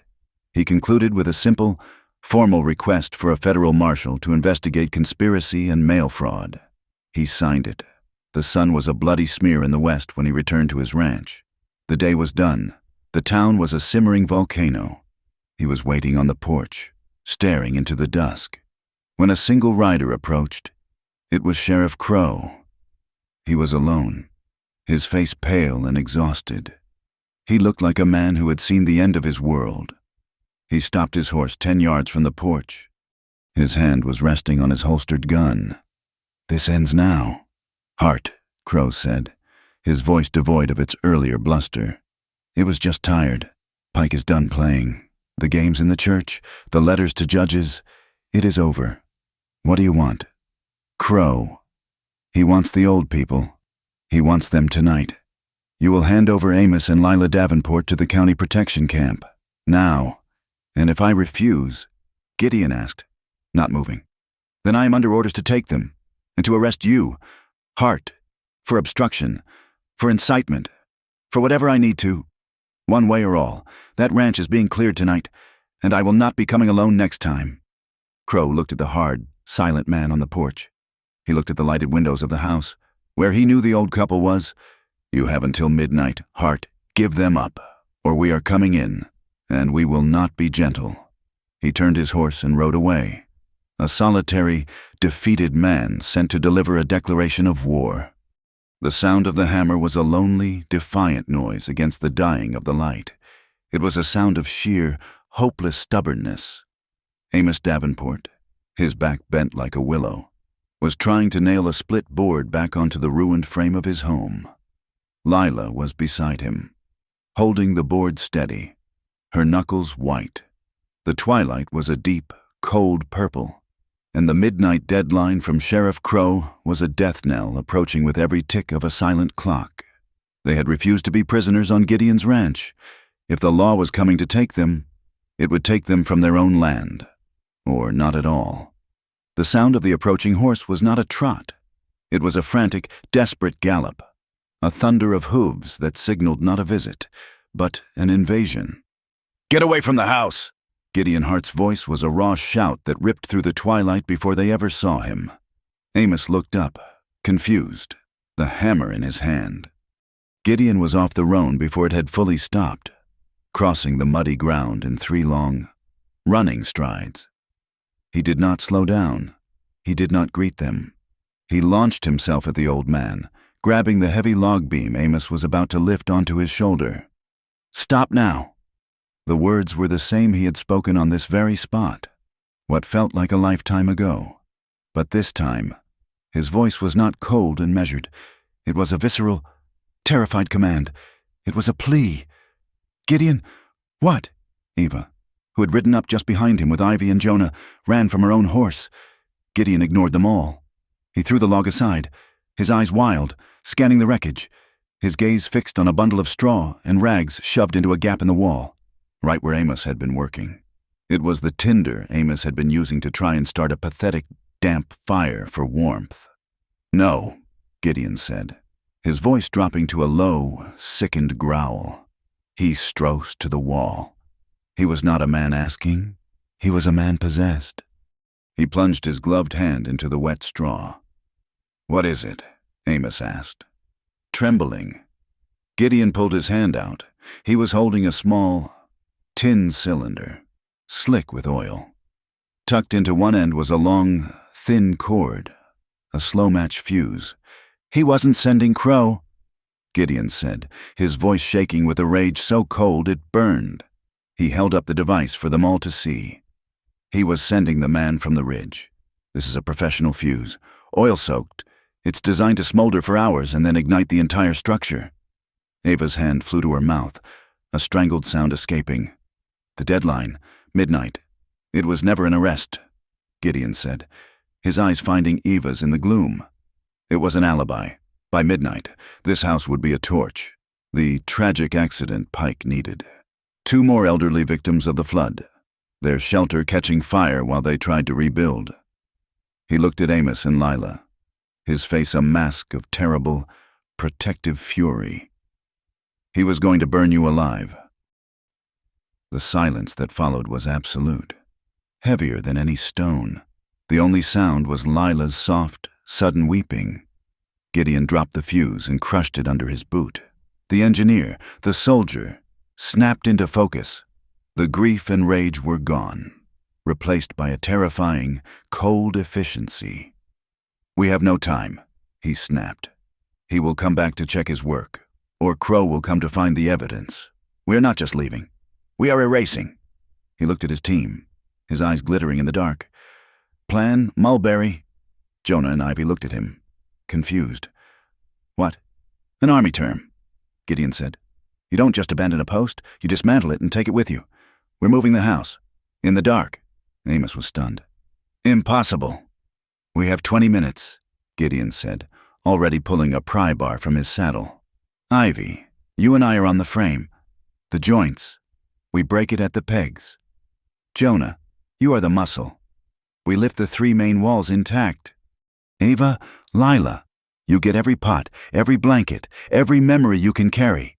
Put it on the sleds. Now." It was a frantic, controlled chaos. It was not a rebuilding. It was a rescue. Ivy, with her Smith's understanding of joints and stress, was a blur of motion, her hammer striking the wooden pegs, loosening the main beams. Jonah and Gideon became a single, powerful unit, lifting sections that weighed hundreds of pounds, their grunts lost in the wind. Eva and Lila worked in a silent, frantic ballet, clearing the small, precious items, the tin of letters, the iron pots, the wool blankets. "The sleds!" Gideon roared. 2 heavy freight sleds, which he and Jonah had dragged behind their horses, were brought up. The team, working with the desperate, adrenaline-fueled strength of people fighting for their lives, loaded the entire cabin, piece by piece, onto them. The walls, the roof beams, the broken furniture, the chimney stones. In less than 25 minutes, the cabin was gone. "Where?" Ava panted, her hair wild, her face smudged with soot. "Heart's pocket," Gideon said, already tying the lead rope to his pommel. "A place my father found. A box canyon, high up, hidden by the wind. Pike's men could ride a yard from it and never know it's there." He turned to Teague, who had just appeared from the shadows. "Teague, the false trail." The boy nodded, his eyes wide with the gravity of the mission. He unstrapped a heavy tin of tar oil from his own pony, while the main group began the slow, heavy climb into the high rocks. Teague worked backward, splashing the pungent tar in a winding, deliberate trail away from them, down toward the river. He laid a trail for dogs that would lead them to a cold, fast-moving creek and a dead end. As Gideon led the small, strange caravan onto the game trail, Ivy slipped away. She moved up the path, toward the canyon. With deft, silent movements, she began to set traps, not for men, but for sound. She tied thin strips of metal to branches, balanced pebbles on flat stones, a series of wind whistles and noisemakers that would scream a warning if any unauthorized person, or horse, tried to follow their true path. An hour later, Sheriff Crow, flanked by Deputy Sloan and the silent, watchful man from the ridge, arrived at the Davenport homestead. They reined in their horses, their lanterns cutting through the blackness. They stared. The foundation was empty. The mud was churned, covered in the tracks of horses and men, but the cabin itself had vanished, as if plucked from the earth by a giant hand. "Where is it?" Sloan's voice was a nervous squeak. "Where are they?" Crow dismounted, his face a mask of confused rage. He knelt, studying the drag marks in the mud. "They went that way." He pointed to the obvious trail of the sleds. The watcher from the ridge stepped down from his horse. He, too, knelt. He sniffed the air, then the ground. He touched the dark stain on the earth. "Tar," he said, his voice a low growl. "They're running for the river, trying to catch a barge." Crow mounted. "They won't get far." He spurred his horse, his posse thundering after the false trail, following the scent of their own failure. In Hart's pocket, there was no wind. The canyon walls rose 100 feet on 3 sides. A perfect, natural fortress of red stone. It was a secret, silent world, lit only by the stars. The group was exhausted, their bodies aching, their hands raw, but the cabin was there. It was being reborn. Lila Davenport, her hands shaking, was tying a lantern to a low-hanging juniper branch. The small, yellow light pushed back the immense, cold darkness. Eva took a second lantern from her, moving to the other side of the small, defined space. Hanging it, they were creating a home, drawing a line of warmth in the wilderness. Gideon walked past them. He was carrying the main ridgepole, a massive 30-foot beam on his shoulder. He moved slowly, his muscles screaming. The weight of the entire structure, the entire plan, settled on him. He passed directly under the lantern Eva had just hung. The light struck her, illuminating her profile. It caught the fine, strong line of her shoulder, the curve of her neck, the determination in her eyes. She was not a victim. She was a builder. She turned as he passed. Her eyes met his. It was not the desperate, clinging passion of the line shack. This was something quieter and 1,000 times stronger. It was a look of shared, sober recognition. It was the look of 2 people who had seen the absolute worst of the darkness and had chosen to build a lamp. He saw her, the woman of law and chalk, now a pioneer in a hidden canyon. And she saw him, the cold, solitary rancher, now the man carrying the roof of a house he had pledged to protect. He did not slow down. He did not have to. The look was a promise exchanged, a vow renewed. He set the beam in its new place with a heavy, final thud. He turned, his breath misting in the cold air. He looked at his small, exhausted, and defiant family. Amos and Lila, huddled together. Jonah, already checking the new foundation with his level. Ivy, sorting her tools. Teague, standing watch at the canyon mouth. And Eva, her face luminous in the lantern light, watching him. "No one is being taken," Gideon said, his voice quiet, but it echoed off the stone walls. "They wanted to burn you. They wanted to sweep you into a camp like so much debris." He gestured to the small, hopeful square of light. "We are not hiding. We are building. From this place, we will bring the entire rotten structure, the court, the dam, the syndicate out into the light." Judge Miriam Cole had the eyes of a hawk that had seen too many winters. She sat at a table at the front of the packed church, her mere presence a gavel that demanded order. The air was electric, a dangerous mix of hope and fury. "I have read the petition." Judge Cole's voice was a sharp, clear instrument that cut through the murmuring. "And I have seen the packet delivered by the boy. Moran, Mrs. Rhodes. You have the floor." Eva stood. She was not the same woman who had faced Gideon in his ranch house. She was a different person from the teacher who had confronted Crow. She was the sum of all of it, the law, the fear, the fire, the hope. She walked to the front, holding not the original tracings, but a clean, new copy she had stayed up all night making. "Judge Cole, citizens of Copper Ford," she began, her voice not loud, but it carried to every corner. "Mr. Pike speaks of a guardianship program as an act of mercy.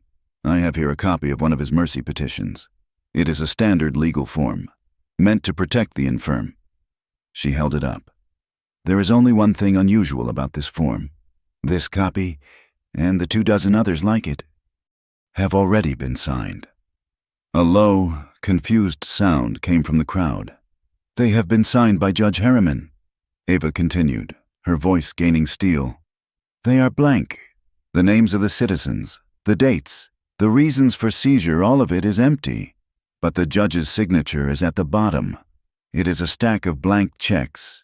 giving Mr. Pike's syndicate the power to seize any person, any property, at any time, with the full, pre-approved force of the law. This is not mercy. It is a conspiracy. It is the rank, unmistakable smell of fraud. The word fraud exploded in the church. Men who had been on the fence, who had wanted to believe in the dam, were looking at each other, their faces dark. Cornelius Pike leapt to his feet. "This is an outrage, a forgery. This woman is a bitter, hysterical." "I am not finished," Ava said, her voice cutting him down. "And neither am I." Jonah Mesa stepped forward, carrying his own hand-drawn map. He laid it over the clay model, which he had brought and set before the judge. "Mr. Pike, you said your dam was a blessing, but your map, the one you show in the saloon, is a lie." Jonah's finger, stained with the earth, traced a line on his own map. "This is the line of the reservoir, the real one, from the map in your safe. You told the town you were respecting the boundaries. But here," his finger tapped a section, "you are 100 yards over the county line, cutting across public grazing land." The ranchers at the back of the church stiffened. "And here," his voice dropped, his gaze finding the few Yavapai families in the back pew. "Your engineers, in their hurry, have laid the footprint of the eastern spillway directly over the land the tribe has always known as a burial ground." A gasp, part outrage, part superstitious fear, filled the room. This was no longer about water and crops. It was about theft, and it was about sacrilege. The community, once divided, was becoming a single, angry fist. Judge Miriam Cole stood. She was not a tall woman, but she seemed to tower over all of them. "I have seen and heard enough," she declared. Effective immediately, all 23 guardianship petitions filed by the Copper Ford Water Improvement Syndicate are suspended, pending a full federal review. Judge Harriman is to be recalled to Prescott to explain his conduct. A cheer erupted, but she silenced it with a raised hand. "Furthermore, I am ordering Sheriff Crow to seal the syndicate's warehouse, the office from which these papers were copied. All original ledgers, maps, and files are to be impounded as evidence. Sheriff, you will place 2 deputies at that door, and you will give me the key." It was a total, stunning victory. Gideon, standing at the back, felt Eva's gaze find his.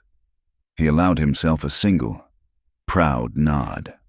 Pike was white with rage. He was a cornered animal. He looked at Crow, his eyes slits.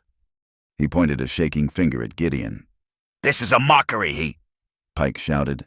"Is the real criminal? He has intimidated my men. He broke into my warehouse. He stole those documents. He set fire to the Davenport House Sheriff. I demand you arrest that man, arrest Gideon Hart, for obstructing justice." Sheriff Crow, his face slick with sweat, his authority in ruins, saw his only lifeline. He drew his revolver. "He's right, Hart. You're under arrest. You've been interfering with this county's business since you got here." Deputy Sloan and 2 other deputies, their loyalty bought by Pike's silver, moved toward Gideon, but Ava was faster. She ran from the pulpit and stood, her arms spread, directly between Gideon and the deputies. "No," she cried. "On what grounds? Show me a warrant. You will not arrest this man on the false, panicked word of a proven thief. You will not lay a hand on him." The crowd, which just moments before had been on the verge of a riot, now surged forward, a protective wall forming around Eva and Gideon. Farmers, merchants, the Yavapai families, they stood as one. "She's right," a man shouted. "Show us the paper." The church was a tinderbox, and Eva was the spark. Then, from the back, a man's voice, high with panic. "Fire, fire! The warehouse, the syndicate office is on fire." Pike's head snapped around. He was not surprised. He was relieved. The meeting shattered. People poured out of the church, yelling, in the chaos. Deputy Sloan, Pike's nephew, saw his chance. He had set the fire, a slow-burning fuse, before he ever came to the meeting. It was the final, desperate move. If the judge sealed the evidence, it would be a sealed box of ash. "You're coming with me," Sloan snarled. He lunged, not at Gideon, but at Ava. Gideon moved. shoving her behind him. Sloane and the other deputies grabbed Gideon, binding his wrists in front of him with a short rope. "You're under arrest. Heart for arson.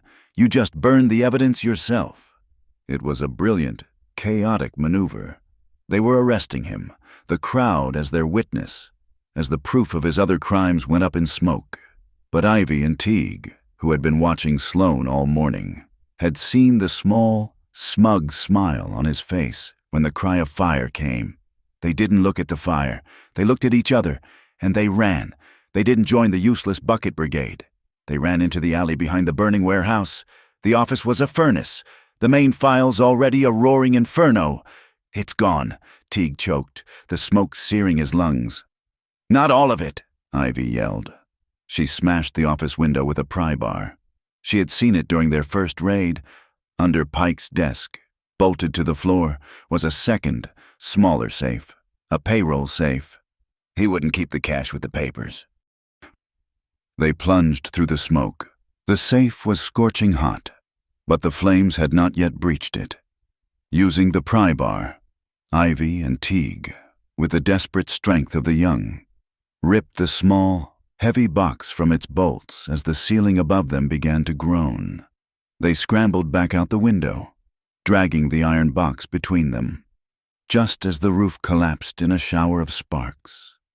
Across the square, Gideon stood, bound, between his captors. He had stopped fighting them. He was watching. He was not watching the fire. He was watching Ava. She was not watching him. She had run to the church steps, and she was commanding the crowd. "Don't just stand there," she was shouting, her voice raw. "Form a line. Get buckets from the forge. The fire is a diversion, Judge Cole." "Your Honor, secure your records. Men, stop them from moving Mr. Hart. He is an innocent man." She was a general. She was a queen. She was a schoolteacher from the East, covered in soot, her hair undone, directing a frontier town with the sheer force of her will. Gideon, his hands tied, had never felt more free. His heart, which he had thought dead for 12 years, was so full of a fierce, hot, burning pride that it threatened to burst his ribs. It was love, not the soft, warm kind from the line shack. This was a bright, sharp, painful love, as brilliant and dangerous as the fire itself. That night, in the moonlit silence of Hart's pocket, the victory felt like ash. The small, rescued safe sat between them. Its metal cooled, but its lock was complex. Ivy was working on it, her face a mask of concentration. The main evidence was gone. Judge Cole had left for Prescott, taking the blank forms but leaving a town she could not control. Crow had branded Gideon a fugitive. Gideon paced the small patch of open ground, a wolf in a stone cage. He stopped in front of Ava, who was cleaning a rifle. "It's too much," he said, his voice a low growl. "You saw him today. Pike won't just use the law anymore. He'll use fire. He'll use Sloane. You're a target. Eva, I want you to take the Davenports, take Teague, and ride for Prescott tonight. Let me and Jonah finish this." Ava stood up, setting the rifle down. She walked until she was toe-to-toe with him. Her eyes were not soft. They were blazing, reflecting the small campfire like hot steel. "Finish what?" she said, her voice a low, furious whisper. "Get yourselves killed, I will not run. Gideon Hart, I will not hide. I will not stand in a classroom someday and teach children about the law while I let the bravest man I have ever known be shot in the back. Do you think I am weak? Do you think, after all this, I will run? You are not weak," he roared, his own control snapping. He grabbed her by the upper arms, his grip bruising. "You are the strongest thing I have ever known, and it terrifies me. It terrifies me because I cannot lose you. Eva, do you hear me? I lost Nora to his greed 12 years ago. I will not lose you." The confession, ripped from his soul, hung in the night air. The fear, the rage from the day, the adrenaline of the fire, the terror of his own heart, it all crested in that one terrible moment. Eva's face did not soften. It broke, just for a second, with her own pain. Then her fury matched his. She didn't answer. She fisted her hands in the front of his shirt, hauled herself up on her toes, and pulled his mouth down to hers. It was not a kiss. It was a collision. It was not the gentle warmth of the line shack. This was a desperate, angry, claiming. It was a kiss that tasted of soot, sweat, and the salt of two people who had been pushed past their limit. His hands, which had been on her arms, released their grip and became an embrace. One hand slid around her back, pulling her against him so hard that the air left her lungs, and the other buried itself in her hair, tilting her head, anchoring him. It was a kiss that said, "I will not let you go." It was a kiss that said, "You are mine, and I am yours." It was a fight and a total surrender. They broke apart, gasping, their foreheads pressed together. The fire, the anger, the fear, it had all burned away, leaving a stark, ringing silence. He was shaking. He smoothed the wild hair back from her face, his hand, for all its strength, trembling. "Eva, be quiet," she whispered, her voice hoarse. She laid her hand on his chest, over his racing heart. "You were right. We can't win in a court, not now. He's burned the past." Gideon's gaze hardened. He looked past her, at Ivy, who had just set a small tumbler on a rock. "The main ledgers are gone," he said. "But Pike is a creature of habit.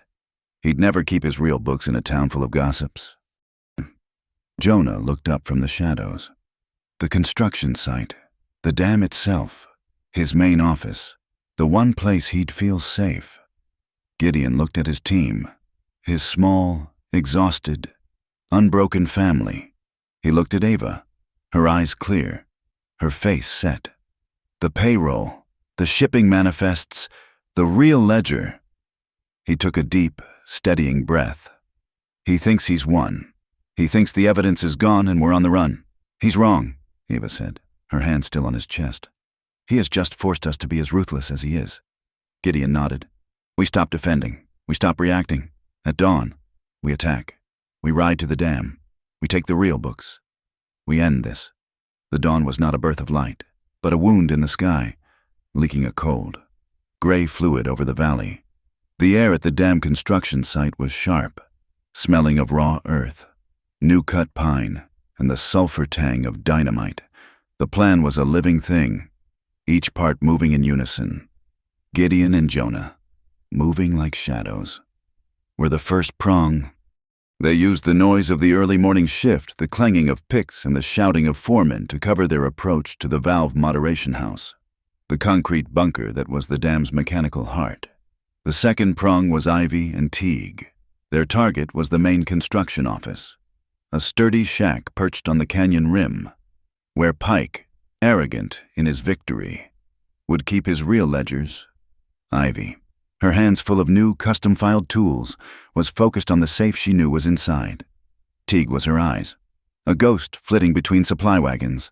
The third prong was Ava. She was not a warrior of stealth, but of the light. She was on the main road, not hiding, but leading. Behind her walked a silent, growing army, the farmers from the meeting, the Yavapai families, the merchants, Amos and Lila. They were not a mob. They were witnesses, a silent, gathering tide of public condemnation, walking the 3 miles from Copper Ford to the dam. Cornelius Pike was on the viewing platform, a cup of steaming coffee in his hand, shouting orders. He felt magnificent. He had burned the evidence, run the fugitive heart to ground, and his project was back on schedule. "Sloan," he bellowed to his nephew, who was overseeing a wagon of explosives. "I want to test the east wall foundation. Let's get a charge in the ground. I want to hear a boom by the time the sun clears that ridge in the valve house." Gideon and Jonah moved with the silent, brutal efficiency of a military operation. They overpowered the 2 guards, not with guns, but with leverage and rope. They were tied and gagged in seconds. Gideon, the engineer, laid his hands on the massive, grease-slicked wheels that controlled the flow of water. "He has 2 systems," Gideon whispered, his eyes scanning the blueprints tacked to the wall. "The main culvert, and this." Jonah's finger traced a smaller, secondary pipe on the schematic. "The mine. The diversion he built in secret. He's drawing water right now, filling his private reservoir before the town ever sees a drop. Gideon said. His face was a mask of cold calculation. Let's show them. He put his shoulder to the main exhaust valve, a wheel that took both his and Jonah's strength to turn. With a groan of tortured metal, the primary spillway began to close. "What are you doing?" Jonah panted. "Heaving. He's balancing the pressure," Gideon said. "He's got a hidden bleed-off to keep the water in this pipe from showing. I'm closing the main valve. The water has nowhere else to go." He locked the wheel. For a moment, nothing. Then, a low, subterranean rumble began. Outside, Pike heard it. What in the hell? 100 yards down the canyon, a section of dry earth, covered in brush, suddenly exploded. A geyser of pressurized water and mud shot 30 feet into the air, revealing a massive, cast-iron pipe that had been buried 2 yards down. The water surged, a brown, angry river, and began to pour directly down the hidden illegal trench that led to Pike's silver mine. The entire dam site went silent. The workers lowered their picks. They stared at the blatant, thundering proof of the theft. "Hart!" Pike screamed. His face purple, he knew. "He's here, Crow. Get your men. He's in the valve house." Sheriff Crow and his posse, who had been waiting at the perimeter, charged in, their guns drawn. They swarmed the valve house just as Gideon and Jonah stepped out, their hands raised. "It's over. Hart!" Crow snarled, leveling his revolver. "You're done!" "Get him!" Pike shrieked. "Get them both!" "Sheriff Crow." The voice was not Gideon's. It was female, clear, and cold as the morning air. The posse turned. Standing at the entrance to the construction site was Eva Rhodes, and behind her, the entire town. They stood. A silent, unmoving wall of faces, and beside Eva stood Judge Miriam Cole. "Judge," Crow stammered, his gun wavering. "I have returned." "Sheriff," the judge said, her hawk eyes pinning him. "And I have brought a friend." A man in a dark city suit stepped out from behind her. He held up a small, silver badge. "Agent Thorne, United States Department of the Interior, I believe Mr. Hart." He nodded at Gideon. "Sent a telegraph. We have been in Prescott, reviewing Judge Harriman's very creative bookkeeping." The world had tilted. Pike and Crow were frozen. The hunters suddenly the prey. "No!" The shriek came from Deputy Sloan. His world is money, his power. His uncle was evaporating. He saw the rope. He saw the cell. He panicked. He grabbed the closest thing to him. He lunged at Eva, spinning her around, and pressed the muzzle of his revolver hard against her temple. "Nobody moves," he screamed, his voice a cracking, terrified falsetto. "Everybody drops their guns. Drop them, or I swear to God I'll kill her. I'll kill the teacher." The crowd gasped. The agent's hand froze. Gideon, his hand still bound by the rope from his arrest, went utterly still. The air became thin, a razor's edge. Gideon looked at Sloan. He looked at the gun. He looked at Eva, her eyes wide, terrified, but fixed on his. He took one step forward. His hands were still tied in front of him. He was a perfect, helpless target. "You don't want her, Sloan," Gideon said, his voice low, calm, a quiet conversation in the middle of a war. "You want me. I'm the one who did this." "Shut up, Hart. I'll do it." "Go ahead," Gideon said. He took another step. His bound hands offered. "But you shoot me. You shoot me right here, in front of the town, in front of a federal agent. Shoot me, and the whole town will see why."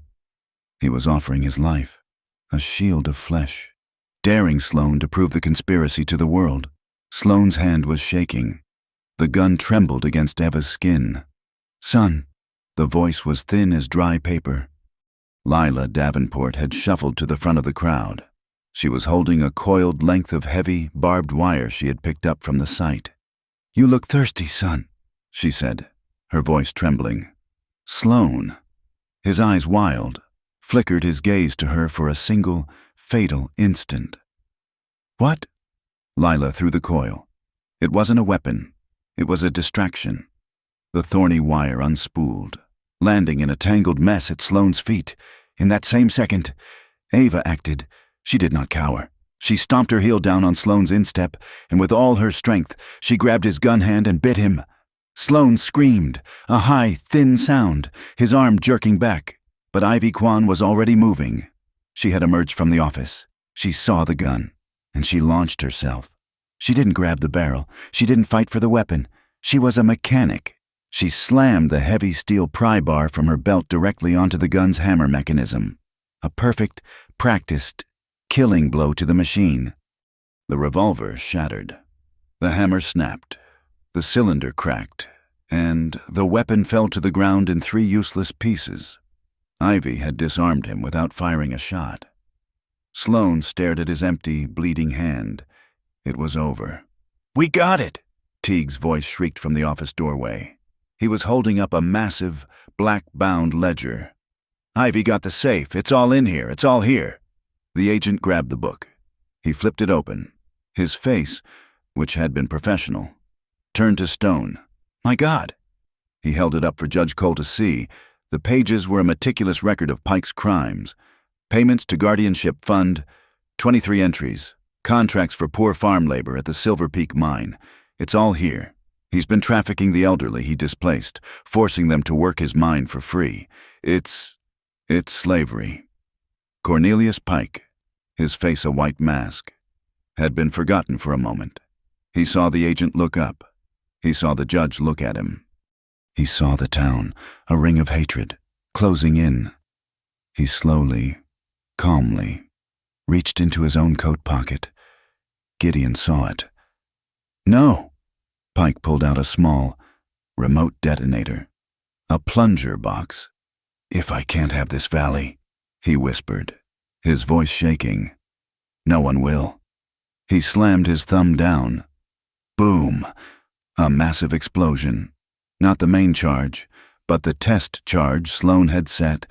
It blew the foundation of the east wall, sending rock and debris flying, and it lit the primary fuse, a long, thick, sputtering fuse line, running from the explosion, began to snake its way toward the main dynamite cache, a stack of 200 crates.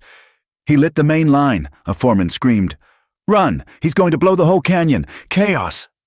The crowd screamed, turning to flee. But Gideon, Jonah, and Eva were moving toward the danger. "The water fuse!" Jonah shouted, pointing to a canvas-wrapped line running alongside the dynamite. "It's a water stop, a safety. It's cut." Gideon yelled, pointing at the damage from the first blast. The safety line was severed. Pike's test cut his own failsafe. The main fuse sizzled, 20 yards from the cache. 10 seconds. "Jonah!" Gideon commanded. "The valve opened the main spillway. Full blast." Jonah didn't question. He sprinted back to the valve house. The fuse was 15 yards. Gideon ran. He ran directly at the sputtering, smoking line. "Gideon!" Eva screamed, her voice tearing. He dove, sliding on the gravel, pulling his skinning knife, the curved, leather-working blade he always carried from the sheath on his belt. The fuse was 10 yards. He landed beside it.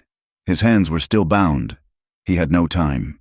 He rolled, pressing his tied wrists against the fuse, trying to smother it with his leather gloves. It hissed, burning through. 5 yards. He heard the roar. Jonah had opened the main valve, a wall of water. The full, raw power of the river surged from the spillway he had closed. The fuse was 2 yards. Gideon rolled. He put his hands, still bound, on the ground. He put the blade of his knife in his teeth. He couldn't cut the rope. He had to cut the fuse. The wall of water hit him like a freight train. It slammed him against the canyon wall. But it did what he could not. It hit the dynamite cache. It hit the fuse. The fuse hissed and died. Silence. Gideon lay in the mud, his hands still tied, the knife in his mouth, gasping as the river water poured over him. He looked up. The entire town was staring. Agent Thorne walked past the sputtering, ruined fuse.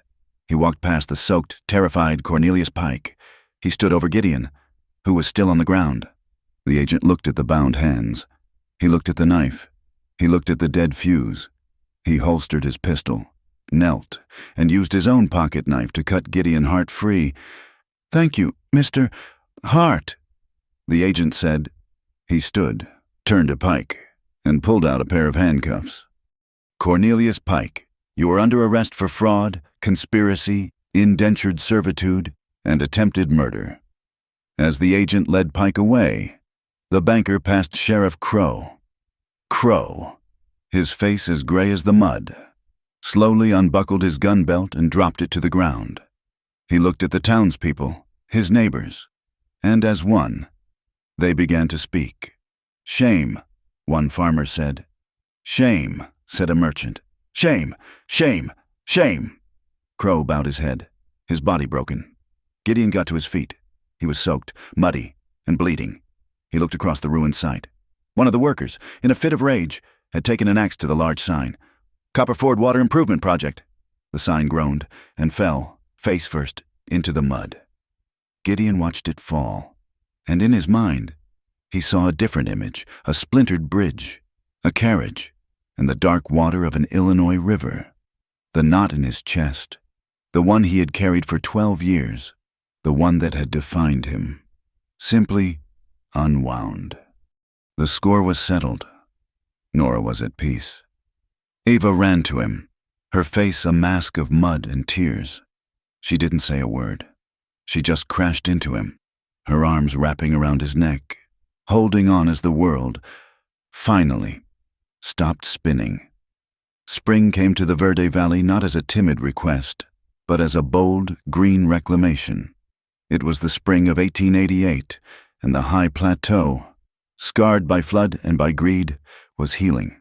The creek, which had been a torrent of brown, angry mud, now ran clear and musical over new-washed stones. Wildflowers, in defiant carpets of blue and gold, claimed the silt-rich earth where Pike's ugly dam was being, by federal order, dismantled. The proof of this new life was a clean, smart channel of water that ran parallel to the creek.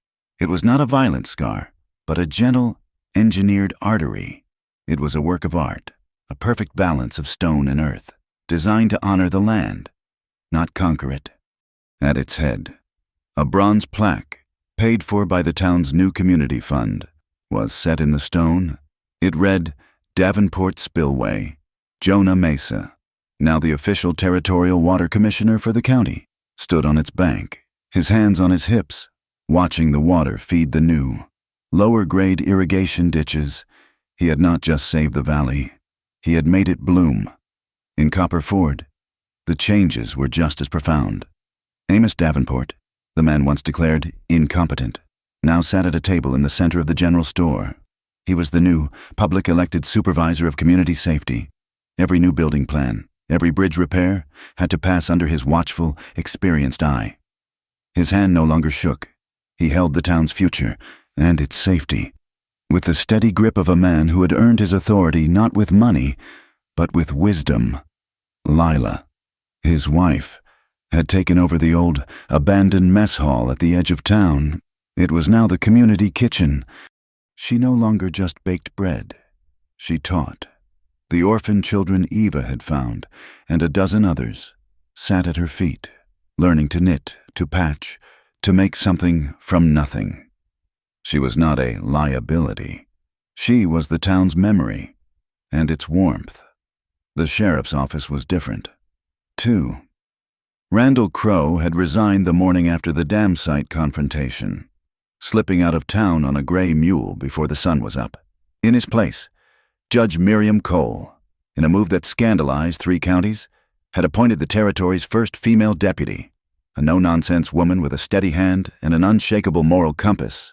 The old, easy network of backroom deals was broken, and by the creek, on a patch of soft, new grass not far from where the Davenport's cabin had once stood, the sound of children's laughter had returned.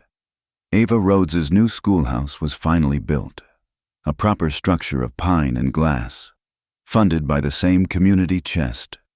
The sound of Pike's hammers, the shouts of his foremen, the hollow noise of progress, all of it had been replaced by the sing-song of the alphabet and the bright, clear future of a town given back to its people. Gideon watched from a distance, leaning against a cottonwood.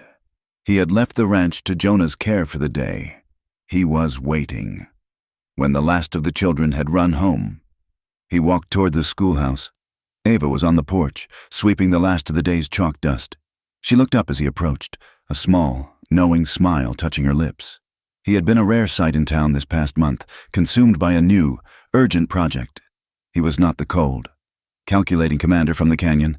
He was, for the first time in his life, nervous. His hat was in his hands. "Ava," he said, his voice low, lacking its usual command. "Gideon," she replied, her own voice warm. Teasing. "Have you come to inspect the foundations, I assure you? Amos Davenport signed off on them himself." "No," he said, not smiling. He reached into the inner pocket of his coat. He pulled out not a ring box, not a bouquet of flowers, but a thick, folded legal document. He held it out to her. She looked at it, confused. She took the papers. She read the title, hand-drawn by a legal clerk in Prescott. "Articles of Incorporation." She read aloud. "For the Verde Valley School and Community Water Fund." Her eyes scanned the document. She saw her name. And his. "Gideon, what is this?" It is a contract," he said, his voice rough. "It is a legal, binding partnership. It gives you full, equal share, 50% co-owner." She looked up, her eyes shining with an unshed moisture that was not sorrow, but a deep, unharnessed joy. "Co-owner. It is the only way I know how to do this, Eva," he said, his voice raw with the truth. "I am not a man of soft words. I cannot offer you a simple life, but I can offer you a full one. This gives you the school, forever. It gives you the water fund. To protect, it gives you half of everything I have. It is a frontier proposal, I know, but it is the only one I know how to make." Ava did not laugh. She did not cry. She folded the papers with a deliberate, reverent motion. "It is the most beautiful thing," she whispered, "anyone has ever said to me." She stepped forward and laid the contract on her desk. When she turned back, she put her hands on his chest. "I accept the partnership, Mr. Hart, under one condition. Anything. That you come to the celebration tonight and that you dance with the co-owner. The celebration was for the spring. It was for the spillway. It was for the simple, profound fact that they were all still there. Lanterns were strung between the great oaks of the Hart Ranch, casting pools of warm, yellow light. A fiddler, his foot tapping, played a fast, sweet reel. Teague Moran was there, standing next to Jonah, his notebook full of complex calculations. He was no longer a runner. He was an apprentice, learning to master the water he had helped set free. Ivy Kwan was there, her hands clean, her face bright. Her new machine shop was already open, with a federal contract to build new locks for the post office. Gideon stood by the fire, a stranger at his own party. He watched Eva move through the crowd, a word for Amos, a shared laugh with Lila, a kind hand on Teague's shoulder. She was the heart of the community. The fiddler slowed, the music shifting to a low, sweet waltz. Eva looked across the grass and found his eyes. She smiled and walked toward him. She held out her hand. He took it. He let her lead him into the circle of lantern light. He was a large man, built for rock and timber, not for dancing. But he moved with a new, quiet grace. He put his hand, his large, scarred, gentle hand, on the small of her back. It was not a grip. It was a question, an anchor. She laid her hand on the front of his shirt, directly over his heart, feeling the strong, steady beat beneath her palm. They moved, their foreheads slowly touching, until they were in a world of their own. The music, the lanterns, the crowd. It all faded, leaving only the sound of their breathing and the dry rustle of the spring leaves. "I am not a dancer," he whispered against her hair, his voice thick. "You are learning," she whispered back, her eyes closed, her cheek resting against his. "As am I." He held her, breathing in the scent of her, of soap and chalk and the clean, spring night. He had held her in terror, in passion, and in anger. Now, he held her in peace. He drew his head back, just enough to see her face. She was watching him, her eyes luminous, full of a love that was as steady and as powerful as the land itself. He lowered his head. The kiss was not the desperate. claiming fire from the canyon. It was the gentle, certain warmth of the line shack, deepened by promises kept. It was slow. It was a vow of 1,000 quiet mornings to come. His lips, which had only ever spoken commands, were now soft, learning a new language. Her hand on his chest felt the way his heart answered. A sudden, powerful surge.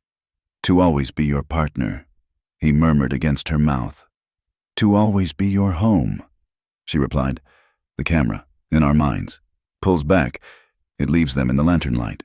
2 shadows merged as one, the sound of the fiddle and the creek song weaving a tapestry of a future finally, and bravely, earned. The next morning, a new, freshly painted sign was hanging at the main gate of the Hart Ranch. It was simple. It did not say Hart. It said, Our Home. Ava, her hand laced in his, looked up at it, her smile as bright as the Arizona sun. He looked at her. The day I told you to stop, he said, his voice no longer cold, but full of a warmth that matched the valley. The day I said, stop now. That was the day my heart finally started. Thank you for listening to this story. We would love to know where you are listening from, so please leave a comment and share your thoughts with us. Subscribe to Wild West Stories 1850 like this video. And if you want to help this story be heard by more people, please support us by hitting the hype button.